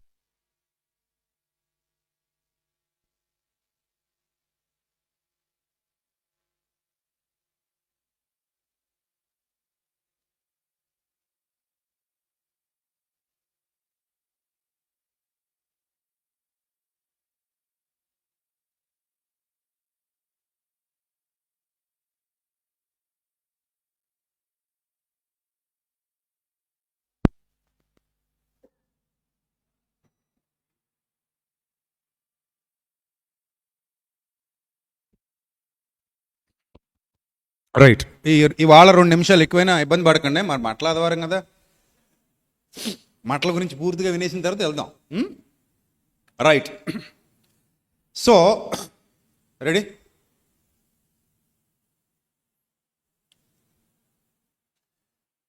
ఆ జనరేటర్ అలాగే ఉంచండి సంజయ్, డీజిల్ ఉందో లేదో చెక్ చేసుకోండి.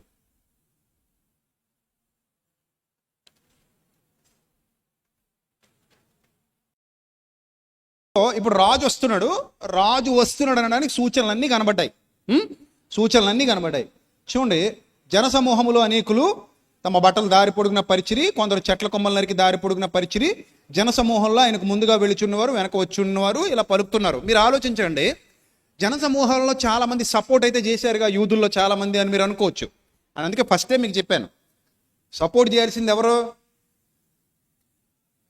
ప్రధాన యాజకులు, శాస్త్రులు, పెద్దలు, అధికారులు. మీకు అర్థమైందా? ప్రధాన యాజకులు, శాస్త్రులు, పెద్దలు, అధికారులు వీళ్ళందరూ సపోర్ట్ చేశారనుకోండి, చాలా హ్యాపీ. కానీ ఆయన వలన మేలు పొందిన వారిలో కొందరు ఆయనకి సపోర్ట్ చేశారు, మిగిలిన వాళ్ళు ఎవ్వరూ సపోర్ట్ చేయలా. ఆయన వల్ల మేలు పొందిన వారికి కృతజ్ఞత ఉంటుంది కాబట్టి కృతజ్ఞత కొలది వాళ్ళు సపోర్ట్ చేశారు. వాళ్ళు వస్తున్నారు, ఏమంటున్నారు చూడండి. దావీదు కుమారునికి జయము, ప్రభు పేరట వచ్చి వాడు స్తుతింపబడును గాక. చూడండి జాగ్రత్త, ఇది రూల్. ఇంతకీ ఇక్కడ ప్రభు పేరట వచ్చేవాడు ఎవరు? యేసుక్రీస్తు. ప్రభు ఎవరు? తండ్రి అయిన దేవుడు.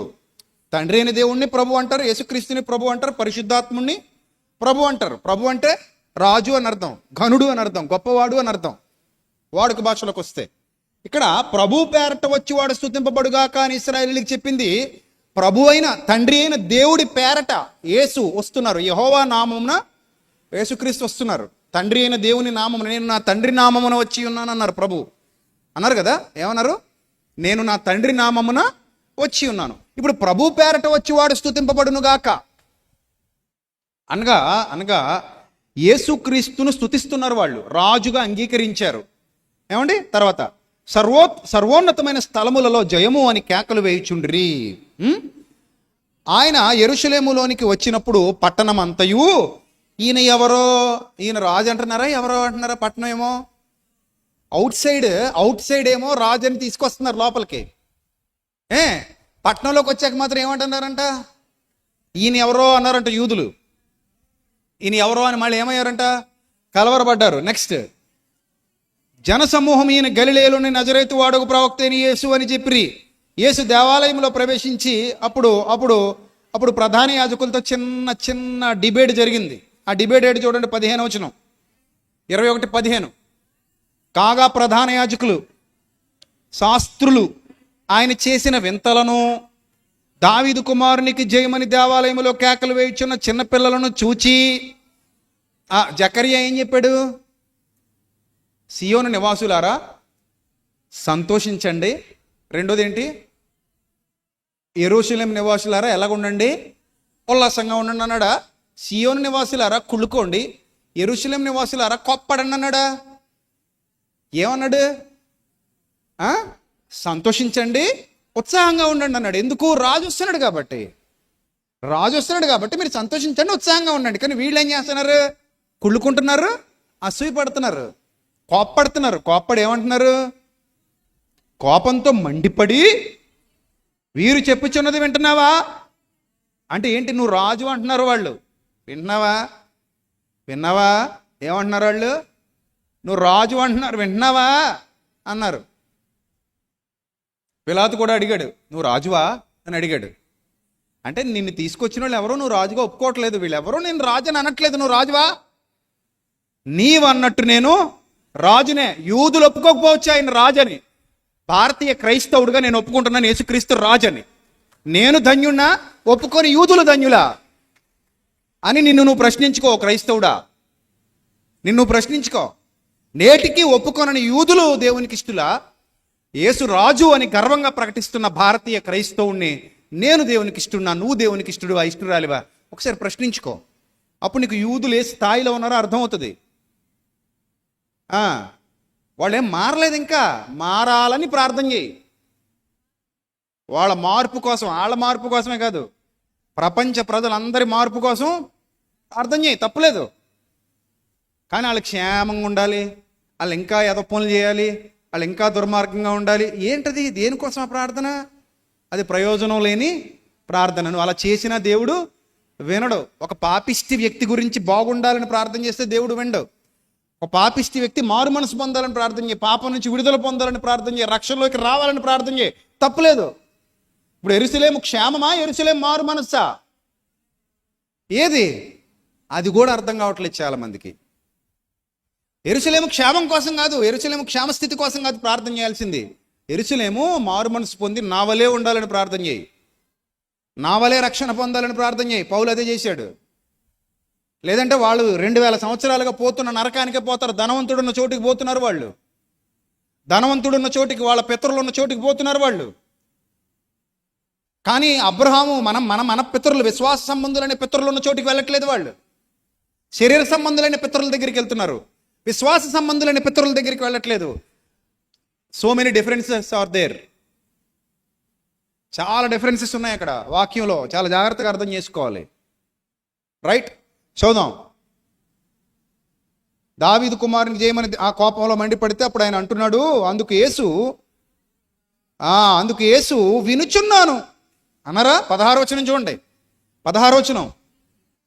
వీరు చెప్పుచున్నది వినుచున్నావా అని ఆయనను అడిగిరి. అందుకు యేసు వినుచున్నాను, బాలుర యొక్కయు చంటి పిల్లల యొక్కయు నోట స్తోత్రము సిద్ధింపజేసితివి అను మాట మీరెన్నడూను చదవలేదా అని వారితో చెప్పి వారిని విడిచి పట్టణము నుండి బయలుదేరి బేతనీకు వెళ్ళి అక్కడ బస చేసెను. ఇప్పుడు చూడండి, లూకాసు వార్త 19:41 వచనంలో లూకా గారు ఈ సందర్భం తర్వాత ఏం జరిగిందో రాశారు. లూకాసు వార్త 19వ అధ్యాయము చూడండి, 18వ అధ్యాయం 35 నుంచి మనం చూస్తే, 19వ అధ్యాయంలోనే 19వ అధ్యాయం 41 నుంచి మనం చూడాలి. అంటే ఈయన గాడిద మీద ఊరేగుతూ పట్టణానికి వచ్చిన తర్వాత పట్టణంలో ఏం జరిగిందో చెప్తున్నాడు. ఆయన పట్టణం పైనుంచి కొంచెం పైనుంచి చదువుదాం, 38 నుంచి చదువుదాం, 36 నుంచి చదువుదాం.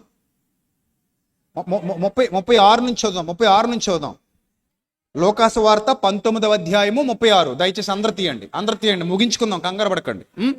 ఆయన వెళ్ళుచుండగా తమ బట్టలు దారి పొడుగునా పరిచిరి. మత్తయి సువార్తలో మత్తయి రాసింది, లూకాసు వార్తలో లూకా రాసింది, మార్కు సువార్తలో మార్కు రాసింది, యోహాను సువార్తలో యోహాను భక్తుడు రాసింది. అన్నీ సిమిలర్గా ఉంటాయి. ఒకే సందర్భాన్ని వాళ్ళు చూసిన వివిధ దృక్కోణాల నుండి రాసి మనకు అప్పచెప్పారు. అంటే ఒకరు మిస్ చేసింది మరొకరు మిస్ చేసింది ఇంకొకరు రాస్తూ ఒక సంపూర్ణ అవగాహన ఆ సందర్భం మీద కలిగించారు మనకి. మీరు ఇంటికి వెళ్ళిన తర్వాత ఇదే సందర్భం అన్ని సువార్తల్లో కనపడుతుంది, మీరు చదవండి. రైట్, ఇప్పుడు చదువుదాం. లూకాసు వార్తలో 38 కదా, 37. ఒలీవ కొండను దిగుతోటి కానీ సమీపించినప్పుడు శిష్యుల సమూహం అంతయు సంతోషించుచు, మరి ప్రవచనం నెరవేరాలి కదా, వాళ్ళందరూ సంతోషించలేదు. కానీ ఎవరు సంతోషించారు? జకరియా చెప్పిన ప్రవచనం ప్రకారంగా శిష్యులు సంతోషించారు. శిష్యులు సంతోషించుచు ప్రభు పేరట వచ్చు రాజు స్తుతింపబడును గాక. క్లియర్గా ఉంది చూడండి. ఇప్పుడు ఇందాకేం చదువుకున్నాం? మత్తయి సువార్తలో ఏం చదువుకున్నాం? ప్రభు పేరట, అది చెప్పాలి మీరు నాకు. ప్రభు పేరట వచ్చువాడు స్తుతింపబడును గాక అన్నాం. ఇప్పుడు లూకా ఫుల్ క్లారిటీ ఇస్తున్నాడు. ఏంటా క్లారిటీ? ప్రభు పేరట వచ్చువాడంటే సామాన్యుడు గాడు, ప్రభు పేరట వస్తున్నటువంటి రాజు. That is the clarity. Don't miss the clarity. ప్రభు పేరట వచ్చు రాజు స్తుతింపబడును గాక అన్నారు. పరలోకమందు సమాధానమును సర్వోన్నతమైన స్థలములలో మహిమయు ఉండునుగాక అని తాము చూచిన అద్భుతములన్నిటిని గూర్చి మహాశబ్దముతో దేవునికి స్తోత్రము చేయసాగిరి. ఆ సమూహములో ఉన్న కొందరు పరిసయ్యులు, బోధకుడా నీ శిష్యులను గద్దింపమని ఆయనతో చెప్పగా. ఎందుకు గద్దించాలి? నువ్వు రాజు అంటున్నారు వాళ్ళు, నువ్వు గద్దించు వాళ్ళనే. ఇంతకీ రాజు అని చెప్పింది ఎవరు బహిరంగంగా? శిష్యులు. వాళ్ళని గద్దించు. బట్టలు పరిచింది ఎవరు? శిష్యులు. వాళ్ళు గద్దించు. నీ శిష్యులతో నువ్వు డబ్బా కొట్టించుకుంటావు, నువ్వు రాజు అని మేము ఒప్పుకోవట్లేదు కదా. మేము ఒప్పుకుంటే నువ్వు రాజువి, మేము ఒప్పుకోకపోతే నువ్వు రాజువి కాదు. దేవుడు పంపించిన రాజుని ఈ రీతిగా ట్రీట్ చేశారు మట్టల ఆదివారం రోజున ఆనాటి యూదులు. అయ్యో, అది ఆనాటి యూదులు చేశారండి, ఈనాటి యూదులు మంచోళ్ళని అంటావా? ఈనాటి యూదులు కూడా అట్టనే ఉన్నారు. సంవత్సరాలు గడిచాయి కానీ మనుషుల్ని ఏం రాలేదు, మార్పు రాలేదు. కొత్త నిబంధన పాత నిబంధనతో జత కాలేదు. లింక్ డాక్యుమెంటు ఒరిజినల్ డాక్యుమెంటు ఏకం కాలేదు. అందుకే ఎక్కడుంది మనశ్శాంతి యూదులకి? నా బాధ ఏంటి చెప్పనా? ప్రతిరోజు ఇజ్రాయెల్ కోసం నేను ప్రార్థన చేస్తాను. బాగా వినండి. ప్రతిరోజు ఇజ్రాయెల్ కోసం నేను ప్రార్థన చేస్తాను. ఎందుకో తెలుసా నేను ఇజ్రాయెల్ కోసం ప్రార్థన చేసేది?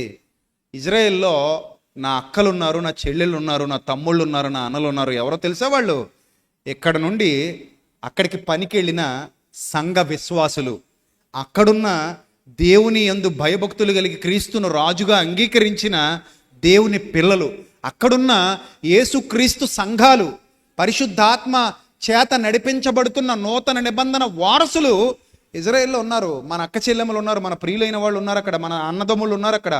వాళ్ళ కోసం నేను మానక ప్రార్థిస్తాను. ప్రభువా, వాళ్ళ మీద ఏం మిసైల్స్ పడకూడదు. ప్రభువా, వాళ్ళను సురక్షితంగా మరలా మా ఇండియా దేశానికి తీసుకొని రండి, వాళ్ళని క్షేమంగా కాపాడండి. అలాగే దుబాయ్లో ఉన్నారు దేవుని పిల్లలు, కువైట్లో ఉన్నారు దేవుని పిల్లలు, క్రీస్తునందు రక్షణ పొందిన బిడ్డలు ఉన్నారు కువైట్లో, క్రీస్తునందు రక్షణ పొందిన బిడ్డలు ఉన్నారు దుబాయ్లో, అబుదాబీలో, అలాగే సౌదీలో, మస్కట్లో, బహ్రెయిన్లో, ఖతార్లో. ఈ అన్ని ప్రాంతాల మీద కూడా వాడు దాడులు చేస్తున్నారు, మిసైల్స్ పడుతున్నాయి. ఎక్కడైనా దేవుని బిడ్డలు ఇబ్బంది పడతారేమో. పాత నిబంధనలో ఇశ్రాయేలును కాపాడువాడు కునుకడు నిద్రపోడు. మరి కొత్త నిబంధనలో క్రీస్తునందు విశ్వాసముంచిన వారిని కాపాడువాడు కునుకడు నిద్రపోడు. నిబంధన మారింది నాయనా. నిబంధనలోని వ్యక్తులు కూడా మారారు. ఇప్పుడు యూదుడని గ్రీసు దేశస్థుడని ఏ భేదము లేదు. ఇప్పుడు ఇశ్రాయేలు శరీర సంబంధమైన ఇశ్రాయేలు కాదు. ఇప్పుడు ఇశ్రాయేలును కాపాడువాడు కునుకడు నిద్రపోడు అంటే ఆత్మ సంబంధమైన ఇశ్రాయేలును కాపాడువాడు కునుకడు నిదురపోడు. ఆత్మ సంబంధమైన అబ్రహాము సంతానమును కాపాడువాడు కునుకడు నిదురపోడు. కనుక వారి కొరకు నేను ప్రార్థిస్తాను. అది నా బాధ్యత, నేను ఏనాడు మరువను. నేను ఇప్పటికీ ప్రార్థిస్తున్నాను. యుద్ధం మొదలైన నాటి నుండి నేటికి నా అనుదిన ప్రార్థనలో జ్ఞాపకం చేసుకుంటూనే ఉన్నాను. ప్రభు, అక్కడున్న బిడ్డలందరూ క్షేమంగా ఇండియాకి రావాలి, అక్కడున్న సంఘాలు క్షేమంగా కాపాడబడాలి, ఇంకా వారి ద్వారా రక్షణ సువార్త వ్యాపించాలి, వారి కుటుంబాలు మీ యొక్క సమృద్ధిలో వర్ధిల్లాలి. ఎందుకంటే వారు మీ కుమారుడైన క్రీస్తుని ఎలా అంగీకరించారు? రాజు అని అంగీకరించారు. యేసుక్రీస్తు నా రాజు, ఆయన నా ప్రభువు. ఇది మనందరి విశ్వాసం. చెప్పండి గట్టిగా, యేసుక్రీస్తు మనందరికీ ప్రభువు, యేసుక్రీస్తు నా రాజు. ఇది మన విశ్వాసం. నా విశ్వాసం నచ్చక ఎవడైనా కామెంట్లోకి వచ్చి దూషిస్తే ఆడు నాకు అనవసరం, నాకు సంబంధం లేని వ్యక్తి, కుక్క మరుగుతుంది అనుకుంటాను నేను. అలా దూషించే వాళ్ళు కూడా ఉన్నారు ఇప్పటికీ. నేను యేసుక్రీస్తు రాజు అంటే ఆడికి నచ్చదు, కడుపు మండిపోతుంటుంది. అరే, నేను నిన్నేం అనలేదే, నీ దేవుడిని ఏమనలేదు, నీ దేవతనేం అనలేదు, నీ విశ్వాసం గురించి ఏం తక్కువ చేసి మాట్లాడలేదు. నా విశ్వాసం ప్రకారం యేసుక్రీస్తు నేను రాజు అన్నాను. దానికి ఈడు కుళ్ళి చచ్చిపోతుంటాడు, లోపల అలసర వచ్చేది వీడికి. నీకు ఎందుకంత అలసర వచ్చిందో నాకు అర్థం కాలేదు. దాన్ని మతోన్మాదం అంటారు. దాన్ని ఏమంటారు? మతోన్మాదం అంటారు. నువ్వు జై శ్రీరామ్ అన్నా నేను మాట్లాడను, నువ్వు జై అల్లా అన్నా నేను మాట్లాడను, నువ్వు జై బౌద్ధ అన్నా నేను మాట్లాడను, నువ్వు జైన వర్ధమాన మహావీరుడు అన్నా నేను మాట్లాడను. ఎందుకంటే అది నీ విశ్వాసం, నేను గౌరవిస్తాను. నేను okay brother, thank you, you can proceed అని చెప్పి నేను వెళ్ళిపోతాను. అంతే. నాలో మతోన్మాదం ఉందా? లేదు. కానీ నేను జై యేసుక్రీస్తు అన్నప్పుడు నువ్వు కిందకు వచ్చి ఇష్టం వచ్చినట్టు బూత్ కామెంట్లు పెట్టి ఇష్టం వచ్చినట్టు బూత్ తిట్లు తిట్టావనుకో, నువ్వు ఎదవ్వే, నువ్వు మతోన్మాదివి. నాలో లేదా బుద్ధి, నీకుందా బుద్ధి? అంతే కదా. నాలో లేదా కుళ్ళు బుద్ధి లేదు, నాకు దుర్బుద్ధి లేదు. నువ్వు జై శ్రీరామ్ అన్నా నేను బాధపడట్లేదు, నువ్వు జై అల్లా అన్నా నేను బాధపడట్లేదు, జై బౌద్ధ అన్నా నేను బాధపడట్లేదు. ఎందుకంటే నీ విశ్వాసాన్ని నేను గౌరవిస్తున్నాను. కానీ నువ్వు బోలో క్రీస్తు మహారాజ్కి జై అని నేను అన్నప్పుడు నా కింద నువ్వు వచ్చి బ్యాడ్ కామెంట్లు పెడుతున్నావు. అది నీ మానసిక వైకల్యం, అది నీకున్న ఒక మానసిక జాడ్యం, అది నీకున్న మతోన్మాదం. భారతీయుడిగా నేను అన్ని మతాలను గౌరవిస్తూనే బతుకుతా. నీ విశ్వాసానికి నేను వాల్యూ ఇస్తున్నాను. అప్పుడు నా విశ్వాసానికి కూడా నువ్వేం చేయాలి? భారతీయుడిగా వాల్యూ ఇవ్వాలి. నేను ఏమనుకున్నా చూసారా, ఎంత నాకు ఒకరిని చూస్తుంటే చిరాకు వస్తుంది. నా ఇన్స్టాగ్రామ్లో, నా అకౌంట్లో, నా యూట్యూబ్లో, నా అకౌంట్లో నా యేసుక్రీస్తు గురించి నేను నా క్రైస్తవ విశ్వాసులుగా ప్రకటించుకుంటున్నప్పుడు నా కామెంట్ల కిందకు వచ్చి నువ్వు బూత్ కామెంట్లు పెట్టడం మనిషివా పశువా? పశువులు కూడా అలా చేయవు కదా. గడ్డి తింటున్నావా, అశుద్ధం తింటున్నావా, నువ్వు అన్నం తింటున్నావా? ఏంటి నీకు పని? నేను ఎవడు రమ్మన్నాడు ఇక్కడికి? నేనేమైనా అన్నావా? అనలేదు. కొన్ని గురించి ఏమైనా తప్పుగా మాట్లాడావా? మాట్లాడలేదు. నిన్నేమైనా ఎద్దేవా చేసావా? లేదు. నేనేమైనా తక్కువ చేసావా? లేదు. నా విశ్వాసాన్ని నేను ప్రకటించుకుంటూ నా ఛానల్లో, నా అకౌంట్లో నేను మాట్లాడుకుంటుంటే నీకేంది నొప్పి? ఇది కదా ప్రభుత్వాలు పట్టించుకోవాల్సింది. వీళ్ళేమో ఓట్లు అడుక్కోవడానికి వచ్చినప్పుడే మనం కనబడతాం, దరిద్ర కొట్టోళ్ళు. ఓట్లు అడుక్కోవడానికి వచ్చినప్పుడే గుర్తొస్తాం మేము. ఓట్లు వేసిన తర్వాత, ఎలక్షన్ అయిపోయిన తర్వాత అందరూ అదే దారి, ఎవరి దారి ఆడిదే. మీ సావు మీరు చావండి, మా సావు మేము చేస్తామంటారు. అరే ఇలా ఇంత ఇంత భ్రష్టు పట్టిపోతుంది సోషల్ మీడియాలో. ఇలా తగలడ్డారు, పట్టించుకోండి, ఆలోచించండి, చట్టాలు చేయండి. ఉత్తిరి తిడుతున్నారు వచ్చి. ఎవరికి కావాలి ఇది? ఏమైనా అంటే రెస్పాండ్ అయ్యారంటే ఒక అర్థం ఉంది. ఏం అనకుండా మాట్లాడడం రైటా? అచ్చోసిన ఆబోతుల్లో రోడ్ల మీద వదిలేస్తున్నారు కొంతమందిని. వాళ్ళేమో మైకులు తీసుకుని ఇష్టం వచ్చినట్టు మాట్లాడుతున్నారు. వాళ్ళని పట్టించుకోవద్దా? ప్రభుత్వాలది కాదా బాధ్యత? ఎవరు పట్టించుకుంటారు వాళ్ళని? అసలు పట్టించుకోవట్లా. అంటే మరీ అంత చులకనా క్రైస్తవులు అంటే? మరీ అంత చులకనా? మన విదేశాల నుంచి వచ్చి బతుకుతున్నాం ఇక్కడ. We are all Indians. I mean Indian. నేను భారతీయుణ్ణి గర్వంగా చెప్పుకుంటా. మేరా భారత్ మహాన్ అని, భారత్ మాతాకి జై అంటాను. అన్నాను కూడా, అన్నాను కదా. షఫీ గారితో చర్చ జరుగుతున్నప్పుడు ఏమన్నాను? నేను వందే మాత్రం పాడాను, పూర్తిగా పాడతాను, నిద్రలో లేపితే పాడతాను, నేను జనగణమన పాడతాను, భారత్ మాతాకి జై అంటాను. నేను భారతదేశాన్ని గౌరవిస్తాను. I mean Indian. ఒక భారతీయుడిగా ఉండి, ఒక క్రైస్తవుడిగా నా విశ్వాసాన్ని నేను కలిగి ఉంటాను. అది నాకు ఆర్టికల్ 25 ఇచ్చినటువంటి స్వేచ్ఛ. భారతదేశం నాకు ఇచ్చినటువంటి హక్కు. అది నా స్వేచ్ఛ. నా స్వేచ్ఛ నేను సద్వినియోగం చేసుకుంటాను. ఇది కూడా కొంతమందికి నచ్చదాయే. దాన్ని ఎలా స్వీకరించాలి? అదే అదే ఎంత దారుణం అది. ఎంత భయంకరమైన పరిస్థితుల్లో ఉంది ఈరోజు ప్రస్తుత సమాజం. ఎంత హేట్ కామెంట్స్ పెరిగిపోతున్నాయి. ప్రజల మీద ఎంత వైరుధ్య భావజాలాల్లోకి వెళ్ళిపోతున్నారు. ఇవన్నీ ఆలోచించండి. అలాంటి పరిస్థితుల్లో రాజుగా వచ్చాడు యేసుక్రీస్తు. ఎక్కడాగా మనం? నువ్వు రాజు అంటున్నారు వాళ్ళు. నీ శిష్యులు నిన్నేమంటున్నారు? రాజు అంటున్నారు. మేము ఒప్పుకోవట్లేదు, నువ్వు వింటున్నావా అని అడిగి ఏమన్నారు తెలుసా? బోధకుడా, నీ శిష్యుల్ని ఏం చేయి? గద్దించు, వాళ్ళని ఊరుకోమని చెప్పి అంటున్నారు. అప్పుడు ఆయన ఏమన్నారు? ఆయన వారిని చూచి, ఒకవేళ వీరు ఊరుకున్నా ఈ రాళ్ళు కేకలేస్తా ఏం చేస్తారని అడిగాడు. ఎందుకంటే దేవుడు అనుమతించేశాడు నువ్వు రాజు అని. తన కుమారుడిని పంపించేశాడు, నువ్వే రాజు అని. జకరియా ద్వారా చెప్పబడిన రాజు వచ్చేసాడు. ఇప్పుడు వాళ్ళు ఊరుకున్నా ఏం కేకలేస్తాయట? మనిషినైతే ఆపుతావు, రాళ్ళు కేకలేస్తే ఎవడాపుతాడు? రేపొద్దున ఆకాశం మహాకాశాలు బోరధ్వనితో ప్రకటించబోతున్నాయి. ఎవడాపగలడు? ఈరోజంటే ఆపుతావు, ఈరోజంటే మనుషుల నోళ్ళు మోస్తావు, ఈరోజంటే పనికిమాలిన చట్టాలు చేస్తావు, ఈరోజంటే ప్రతి ఒక్కరి నోళ్ళు అనగదొక్కడానికి ప్రయత్నిస్తావు. ఒక్కొక్క దినాన ఆకాశ మహాకాశాలు పంచభూతాలు మిక్కుటమైన వేండ్రంతో అరుస్తాయి. రాజు రాజు రాజు అంటే ఏం చేస్తావు? ఏం చేస్తావు? ఏం చేయలేవు. ఆయన రాజు అంతే. దేవుడు ఎన్నుకున్న రాజు. యూదులు ఒప్పుకోలేదు, ప్రపంచ ప్రజలు ఒప్పుకోలేదు, మతోన్మాదులు ఒప్పుకోలేదు. క్రైస్తవులైన దేవుని బిడ్డలు ఒప్పుకుంటున్నారు, ఒప్పుకుంటారు, ఒప్పుకుంటూనే ఈ లోకంలో బ్రతుకుతారు, ప్రకటిస్తారు చచ్చేంత వరకు. అదే సువార్త ప్రకటించవలసిన భారము మా మీద మోపబడి ఉన్నది. క్రీస్తే రాజు అని ప్రకటిస్తూ చచ్చిపోతాం. ఏసే నా రాజు. అందుకే రాశాను, పుట్టింది రాజుగా. అది పుట్టింది రాజుగా, పుట్టిందే రాజుగా.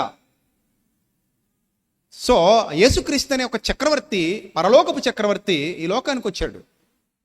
ఆయన వచ్చినప్పుడు వాళ్ళు గుర్తించలేదు. ఈనాటికి చాలా మంది గుర్తించట్లేదు. గుర్తించిన మీరందరూ ధన్యులు. గుర్తించిన నా క్రైస్తవ సోదరులందరూ ధన్యులు. గుర్తించిన నా క్రైస్తవ బిడ్డలందరూ ధన్యులు. ఇందులో కూడా సత్యం ఎరిగిన వారు మరీ ధన్యులు. సత్యం ఎరిగిన వారు మరీ ధన్యులు.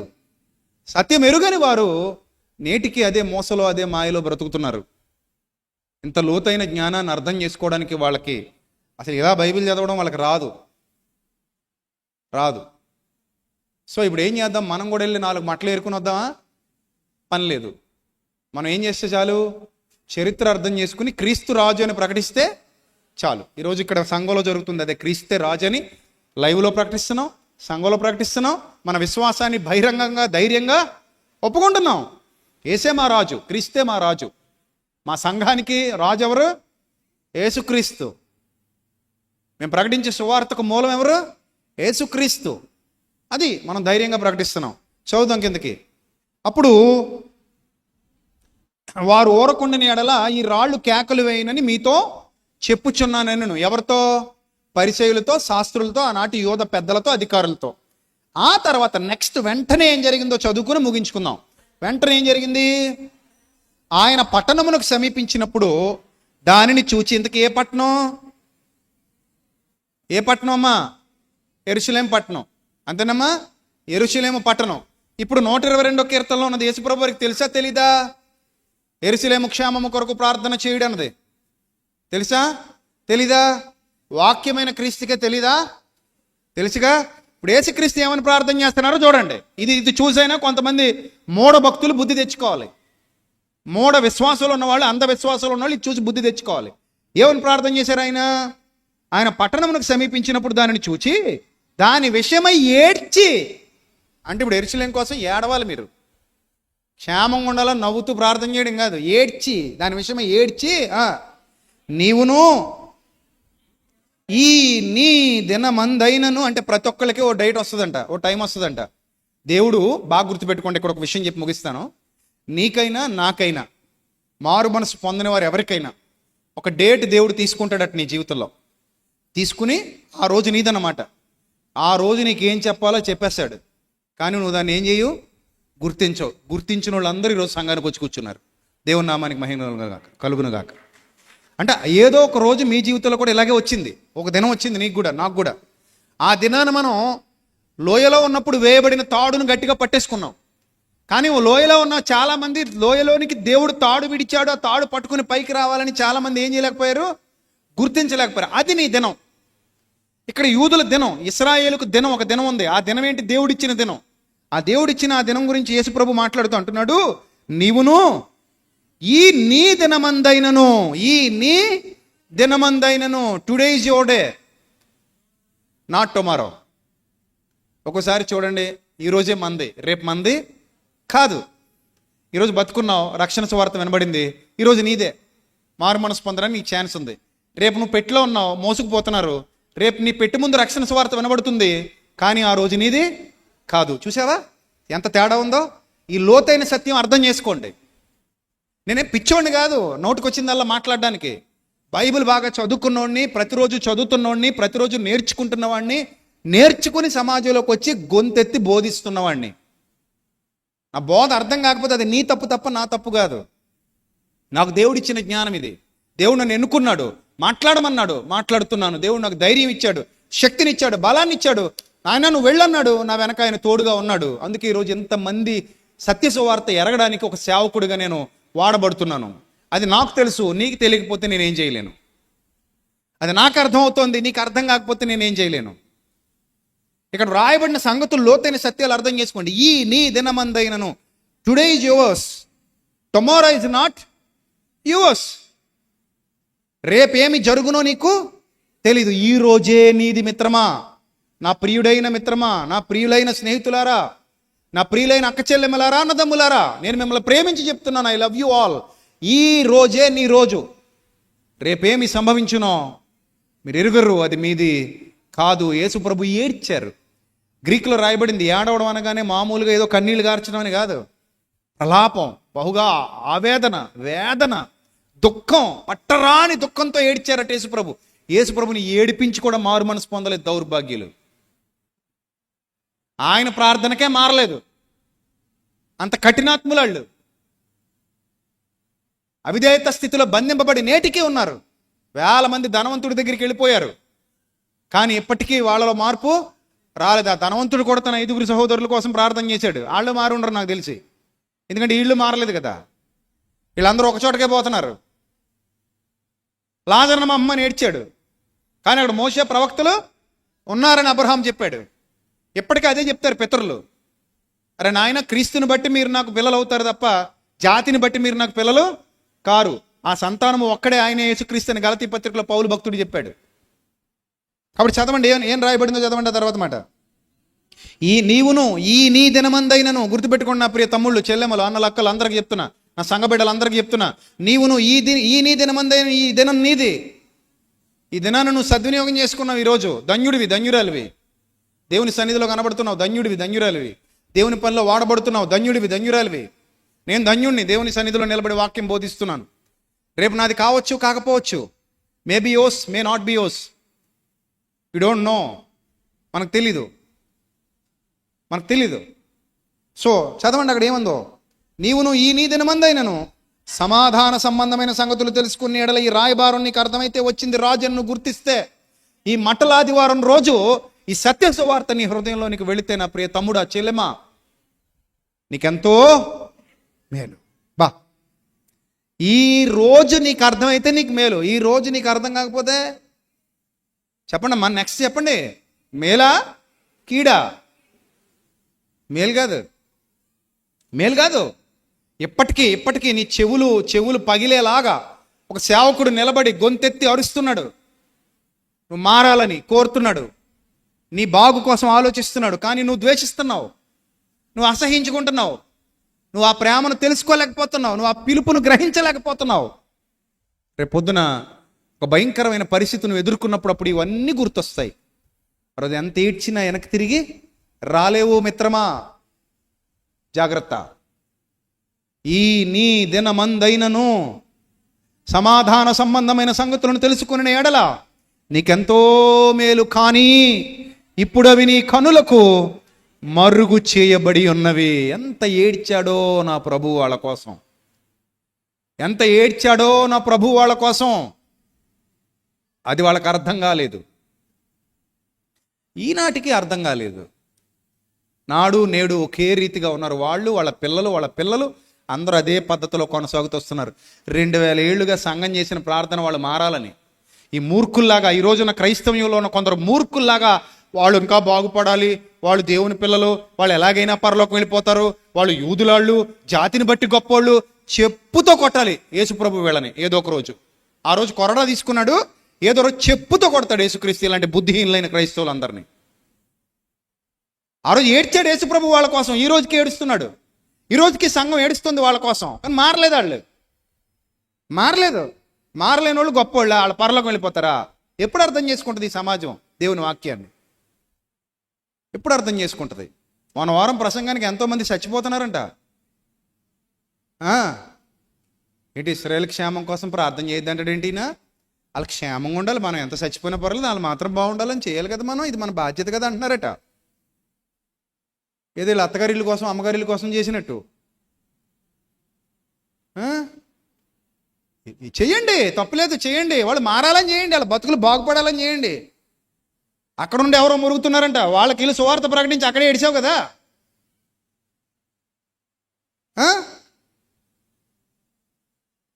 వాళ్ళు మారట్లేదు. అందుకే యేసుప్రభు ఏడ్చారు. ఈ మట్ల ఆదివారం రోజు సత్యాన్ని తెలుసుకోండి, చరిత్రలో జరిగిన సత్యం ఎంత గొప్ప సత్యం రాయబడిందో. ఇప్పుడు అవి నీ కన్నులకు మరుగు చేయబడి ఉన్నవి. ప్రభువు నిన్ను దర్శించిన కాలము 43వ వచనం, లోక సువార్త 19వ అధ్యాయము 43వ వచనం. ప్రభువు నిన్ను దర్శించిన కాలము నీవు ఎరుగుకుంటివి. యేసు ప్రభు కన్నీటి ప్రార్థనది. ప్రభువు నిన్ను దర్శించిన కాలము నీవు ఎరుగుకుంటివి గనుక నీ శత్రువులు నిన్ను చుట్టూ గట్టు కట్టి ముట్టడి వేసి అన్ని పక్కలను నిన్ను అరికట్టి నీలోనున్న నీ పిల్లలతో కూడా నిన్ను నేల కలిపి నీలో రాతి మీద రాయి నిలిచి ఉండకుండా నీయని దినములు వచ్చునని చెప్పెనో. కన్నీటితో పెట్టిన శాపం ఇది, జరగబోయే భవిష్యత్త. ఒక మాట చెప్తాను, జాగ్రత్తగా వినండి. యేసు ప్రభు శపించాడు అనుకుంటారేమో చాలామంది, నేను చెప్తాను వినండి జాగ్రత్తగా. ఒక అబ్బాయి బండి మీద దూసుకెళ్ళిపోతున్నాడు, బ్రేక్ మీద కాలేట్లా. నేను అన్నాను, రేయ్ నీకు ఇదే చెప్పడం, ఇలాగాని వెళ్ళావా ఏదో రోజు లారీ కింద దూరతావు, ఆ తర్వాత ఏడుస్తావు అన్నాను. శాపమా వాస్తవా, జరగబోయే వాస్తవా?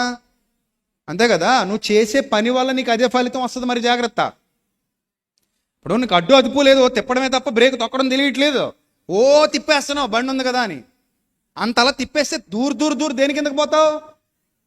లారీ కిందకు పోతావు. అది నేను శపించినట్టా? నీ భవిష్యత్తు నీకు చెప్పినట్టా? చెప్పండి. శపించానా నిన్ను? నేను శపించట్లా. నీ భవిష్యత్తు ఎలా ఉండబోతుంది, జాగ్రత్త పడని చెప్తున్నాను. యేసుప్రభు కూడా అదే చెప్పారు. నేను వచ్చా, నీకు రాజుగా ఉండాలని నిశ్చయం చేసుకున్నా, నీకోసం ప్రాణం ఇవ్వడానికి వచ్చా, నిన్ను ప్రేమించా, నీవు అబ్రహామును బట్టి ఎన్నుకొనబడిన దానమని నీకు అవకాశం ఇచ్చా. ఇన్ని అవకాశాలు ఇచ్చినా కూడా నువ్వు నన్ను రాజుగా గుర్తించలేదాయే, ప్రేమించలేదాయే, గమనించలేదాయే, గౌరవించలేదాయే, రక్షణ పొందటానికి ఇష్టపడలేదాయే. మరి ఇప్పుడు ఏం చేయాలి?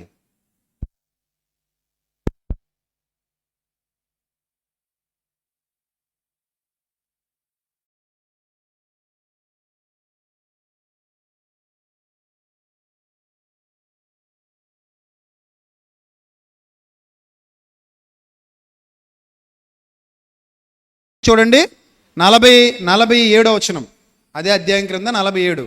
ఆయన ప్రతిదినమున దేవాలయములో బోధించున్నప్పుడు ప్రధాన యాజకులు, శాస్త్రులు, ప్రజలలో ప్రధానులు ఆయనను నాశనము చేయజూచుచుండిరి గాని ప్రజలందరూ ఆయన వాక్యం వినుటకు ఆయనను హత్తుకుని ఉండిరి గనుక ఏమి చేయవలనో వారికి తోచలేదు. ఇది మట్టల ఆదివారం జరిగినటువంటి చరిత్ర. ఈ చరిత్ర అర్థమైన తర్వాత మనం ఎవరి కోసం ప్రార్థన చేద్దాం? మొదట చెప్పండి, ఎవరి కోసం? మొదట సంఘం కోసం చేయాలండి ప్రార్థన. సంఘం మనకి ఇంపార్టెంట్. ఫస్ట్ మన ఫ్యామిలీ సంఘం. కాబట్టి యుద్ధం జరుగుతున్న దేశాల్లో ఎక్కడెక్కడైతే మన అక్క చెల్లెమ్మలు, అన్నదమ్ములు ఉన్నారో వాళ్ళందరూ క్షేమంగా ఉండాలి. వాళ్ళెవ్వరికీ ఏ అపాయము సంభవించకూడదు. ఎందుకంటే వాళ్ళు బాగుంటేనే సంఘం బాగుంటుంది. వాళ్ళు సంఘంలో ప్రతినిధులు. అలాగే మీరందరూ బాగుండాలి, మీ అందరి కుటుంబాలు బాగుండాలి. మీ అందరి కొరకు ఒకరికొరకొకరు ప్రార్థన చేయండి. అదేగా ఇక్కడ బాక్స్ ఎందుకు పెట్టాం? ఇందులో చీటీ వేయండి, ఇందులో నుండి ఒక చీటీ తీసుకోండి అని చెప్పానా లేదా? మీకు చెప్పానా? అంటే మీరందరూ ఒకరికొరకొకరు ఏం చేయాలి? ప్రార్థన చేయాలి. సంఘం కోసం ప్రార్థన చేయండి. మిమ్మల్ని ద్వేషించే వారి కొరకు, మిమ్మల్ని హింసించే వారి కొరకు కూడా ప్రార్థన చేయమన్నాడు కదా. ఆఫ్ కోర్స్ ప్రపంచం అంతా అలాగే ఉన్నారు. యూదులు కూడా అందులో భాగం అని ఒప్పుకుంటున్నావుగా, ఒప్పుకో. వాళ్ళ కోసం కూడా ప్రార్థన చేయి. ఏమని చేయి? ఇంకా నాశనం అవ్వకుండా ఇప్పుడైనా మారు మనసు పొందండి రాని. యేసుప్రభు శపించారు అని అనుకుంటున్నావు, ఓకే, ఆయన వాస్తవం చెప్పారు. ఆ వాస్తవమే నీకు శాపం అయింది. ఆయన నువ్వు చంపడమే నీకు పెద్ద శాపం. ఎందుకు? ఆ రక్తం మా మీద, మా పిల్లల మీద ఉండునుగాక. పిలాతని అన్యుడు చేయగడుక్కుంటుంటే వీళ్ళు మాత్రం మా మీద ఉండాలన్నారు. అది నీకు శాపంగా పరిణమిస్తుంది. కాబట్టి క్రీస్తు లేని వాడికి రక్షణ లేదు, క్రీస్తు లేని వాడికి నిత్య జీవం లేదు. క్రీస్తు ద్వారానే నువ్వు పరలోకం పోవాలి. యూదుడైనా గ్రీసు దేశస్థుడైనా ఎవడైనా నువ్వు మారు మనసు పొందని ప్రార్థన చేయి, తప్పలేదు. అలా అని వాళ్ళ ఒక్కళ్ళ గురించే కదా, అవిశ్వాసాలు అందరిలోకి వాళ్ళు వస్తారు కాబట్టి అవిశ్వాసాలు అందరి కొరకు ప్రార్థన చేయి, అంతవరకు తప్పలేదు. కానీ వాళ్ళు క్షేమంగా ఉండాలని ప్రార్థన చేయని 122వ కీర్తనలోకి వెళ్ళకు. అది అయిపోయిన చరిత్ర. దావీదు చెప్పాడు దాని గురించి. అప్పటికి భక్తులు ఉన్నారు అక్కడ, ఇప్పుడు లేరు భక్తులు. అప్పుడు భక్తులు ఉన్నారు, ఇప్పుడు లేరు భక్తులు. ఇప్పుడు క్రీస్తునందు తిరిగి జన్మించిన వారు ఎవరు లేరు. అరాకొరా ఉన్న వాళ్ళు మనవాళ్లే, ఎక్కడెక్కడో ఉన్నారు, ప్రపంచం అంతా ఉన్నారు వాళ్ళు. ఇప్పుడు ప్రత్యేకత ఏమీ లేదు యూదులకి. ఇది బైబిల్ చెబుతున్నటువంటి సత్యం. చివరికి పౌలు భక్తుడు కూడా చెప్పించాడు. తెస్సలోనికైలకు రాసిన మొదటి పత్రిక చివరిగా చూసి ముగించుకుందాం. తెస్సలోనికైలకు రాసిన మొదటి పత్రికలో పౌలు భక్తుడు కూడా ఎంత బాధతో వాళ్ళ గురించి మాట్లాడాడో ఒకసారి చూడండి. 2వ అధ్యాయము 14వ వచనం, చివరి వచనం. ఇదే చదువుకుని ముగించుకుందాం. తెస్సలోనికైలకు రాసిన మొదటి పత్రిక 2వ అధ్యాయము 14వ వచనం. అవును సహోదరులారా, మీరు యోదయలో క్రీస్తు యేసునందున్న దేవుని సంఘములను పోలి నడుచుకున్న వారైతిరి. వారు యూదుల వలన అనగా ఇజ్రాయేలీల వలన అనుభవించినట్టు శ్రమలే మీరును మీ సొంత దేశస్థుల వలన అనుభవించితిరి. ఆ యూదులు 15-16 వచనాలు అండర్లైన్ చేసుకోండి. ఆ యూదులు ఎప్పుడిది? తెస్సలోనిక పత్రిక రాస్తున్నాడు. ప్రభు చనిపోయి తిరిగి లేచి సంఘం ప్రారంభించబడి అపోస్తలులు పరిచర్య చేస్తూ ఉన్న కాలంలో జరిగిన సంఘటనలు. సంఘం అంటే వాళ్ళకు ఉడుకొచ్చేసేది. సంఘం కడుతున్నారంటే వాళ్ళు కొట్టడానికి వచ్చేసేవారు. సువార్త ప్రకటిస్తున్నారంటే చంపడానికి వెనకాడలేదు యూదులు. అందుకే చెప్తున్నాడు పౌలు ఏమంటున్నాడు, ఆ యూదులు తమ పాపములను ఎల్లప్పుడూ సంపూర్తి చేయుటకై ప్రభు అయిన యేసును ప్రవక్తలను చంపి, చూసారా, ఇశ్రాయేలు క్షేమం కోసం ప్రార్థన చేయండి అంటున్నాడా పౌలు ఇక్కడ? లేదా రోమాపత్రిక 9, 10, 11 వచనాల్లో చెప్పినట్టు, అధ్యాయాల్లో చెప్పినట్టు మాట్లాడుతున్నాడా? లేదు. వాళ్ళకి అవకాశం ఇచ్చాడు, కానీ ఆ అవకాశాన్ని వాళ్ళు ఏం చేయలేదట, సద్వినియోగం చేసుకోలేదు. చేశారు, ఏం చేశారట? ప్రభు అయిన యేసును ప్రవక్తలను చంపి మమ్మును హింసించి అన్యజనులు రక్షణ పొందడానికి వారితో మేము మాట్లాడకుండా మమ్మల్ని ఆటంకపరచుచు. ఏంటి, వీళ్ళు రక్షణ పొందట్లేదు, అన్యజనులు రక్షణ పొందడానికి వారితో సువార్త ప్రకటించడానికి కూడా వీళ్ళు ఒప్పుకోవట్లేదంట యూదులు. వారిని ఆటంకపరచుచు దేవునికి ఇష్టలు కానివారును, ఈ మాట అండర్లైన్ చేయండి. పౌలు అంటున్నాడండి యూదులు దేవునికి ఇష్టలు కాదని. ఇప్పుడు ఈ మహాభక్తులు పౌలను కూడా తిడతారన్నమాట, పౌలను కూడా దొంగబోతుకుడు అంటారన్నమాట. పౌలు ఏమంటున్నాడు యూదుల గురించి మాట్లాడుతూ? రోమా పత్రికలో 11వ అధ్యాయంలో అంటుకట్టబడిన ఒలీవ కొమ్మలని మాట్లాడిన అదే పౌలు, అవిధేయత స్థితిలో నుండి వారు బయటకు వస్తే మారు మనసు పొందితే దేవుడు వాళ్ళని తీసుకుంటాడని చెప్పిన అదే పౌలు, వాళ్ళు మారనప్పుడు తెస్సలోనిక పత్రికకు వచ్చేసరికి ఏమంటున్నాడు?